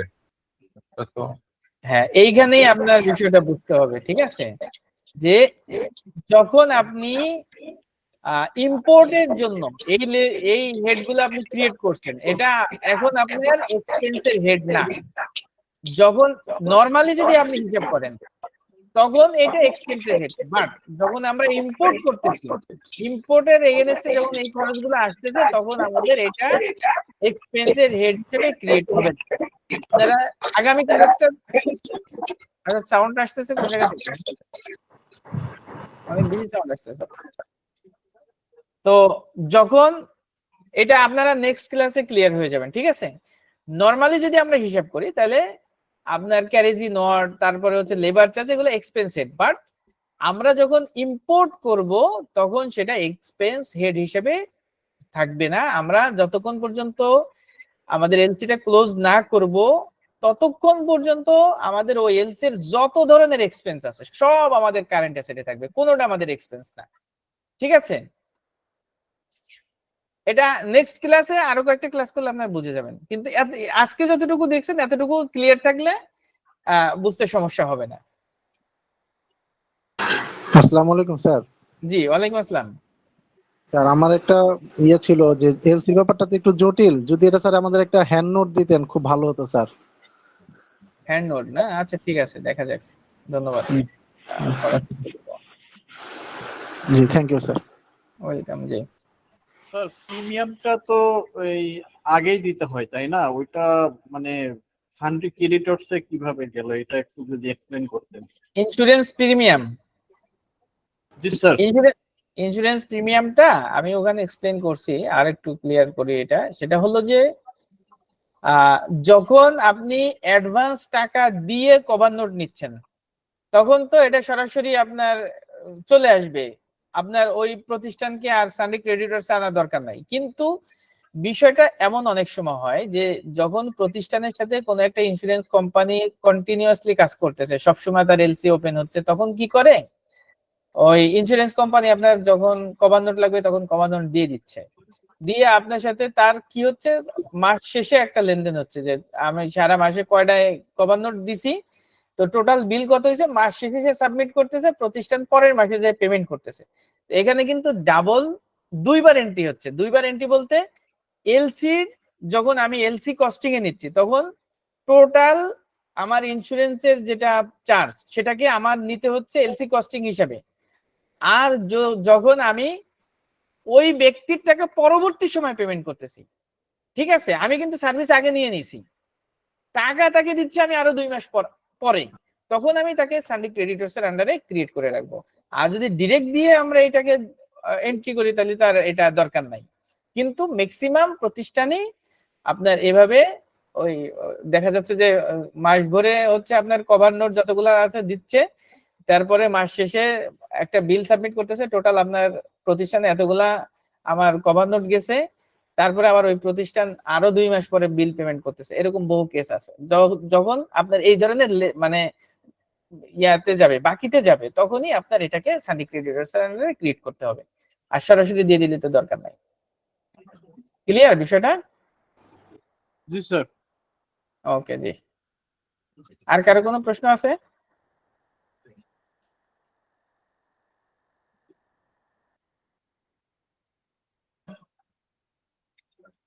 জি, অসীম দে বলেন আপনি।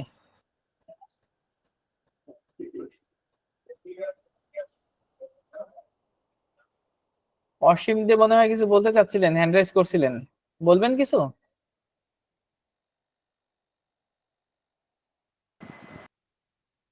আচ্ছা, আমরা আজকে কেউ কিছু বলবে না? ওয়ালাইকুম আসসালাম। স্যার আমি শফিউল বলছিলাম। আজকে জি। আমি প্রথম গ্রুপে জয়েন করছি। আচ্ছা তো আমি আসলে জয়েন করতে একটু লেট হয়ে গেছে। আমার ফোন আসলে আগের থেকে ইয়ে ছিল না আর কি, আমি রেডি করতে পারছিলাম না। হুম তো হুম পরে যে রেডি করে আমি কিছুটা মানে বাদ পড়ে গেছে। এখন এর জি একটা কোনো ডিমো লিঙ্ক যদি আমি পাইতাম তাহলে আমি সময় করে দেখে নিতাম, তাহলে আমার জন্য মনে হয় সুবিধা দেওয়া ভিডিও যায় কিনা। ভিডিও তো আপনাদের দিয়ে দেওয়া হবে ভাই, আপনাদের সবাইকে ভিডিও দিয়ে দেওয়া হবে, ভিডিও রেকর্ড হচ্ছে, আপনাদেরকে ভিডিও দিয়ে দেওয়া হবে। হুম, ঠিক আছে, ওকে, ধন্যবাদ স্যার। ওকে জি, ঠিক আছে।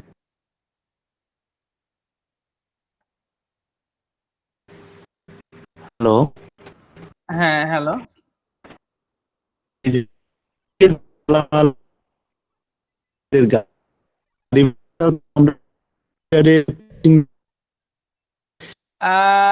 সাউন্ডটা ক্লিয়ার আসতেছে না, একটু মনে হয় সাউন্ডটা শোনা যাচ্ছে না।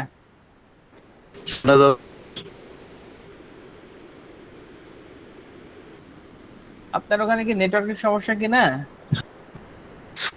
হতে পারে।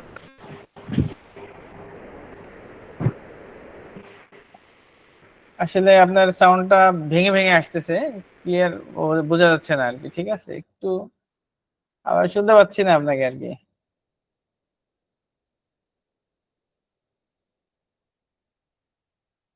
আপনাদের তো আগামীকালকেও ক্লাস আছে। জি আগামীকাল ইনশাল্লাহ। আগামীকাল কিন্তু আপনাদের ক্লাস আছে, ঠিক আছে? তো জি জি দেখি আমি যদি পারি তাহলে ভিডিওটা রাত্রে দিতে পারবো কিনা শিওর না, একদম সকাল সকাল দিয়ে দেওয়ার চেষ্টা করব। আর যারা জি নতুন জয়েন করেছেন তারা একটু কষ্ট করে 2টা ভিডিও দেখে নেবেন, কষ্ট করে। আর একটা ড্রাইভেই আপনাদের 2টা ভিডিও থাকবে, ঠিক আছে? তো ঠিক আছে, সবাইকে ধন্যবাদ। জি, থ্যাংক ইউ স্যার। আসসালামু আলাইকুম।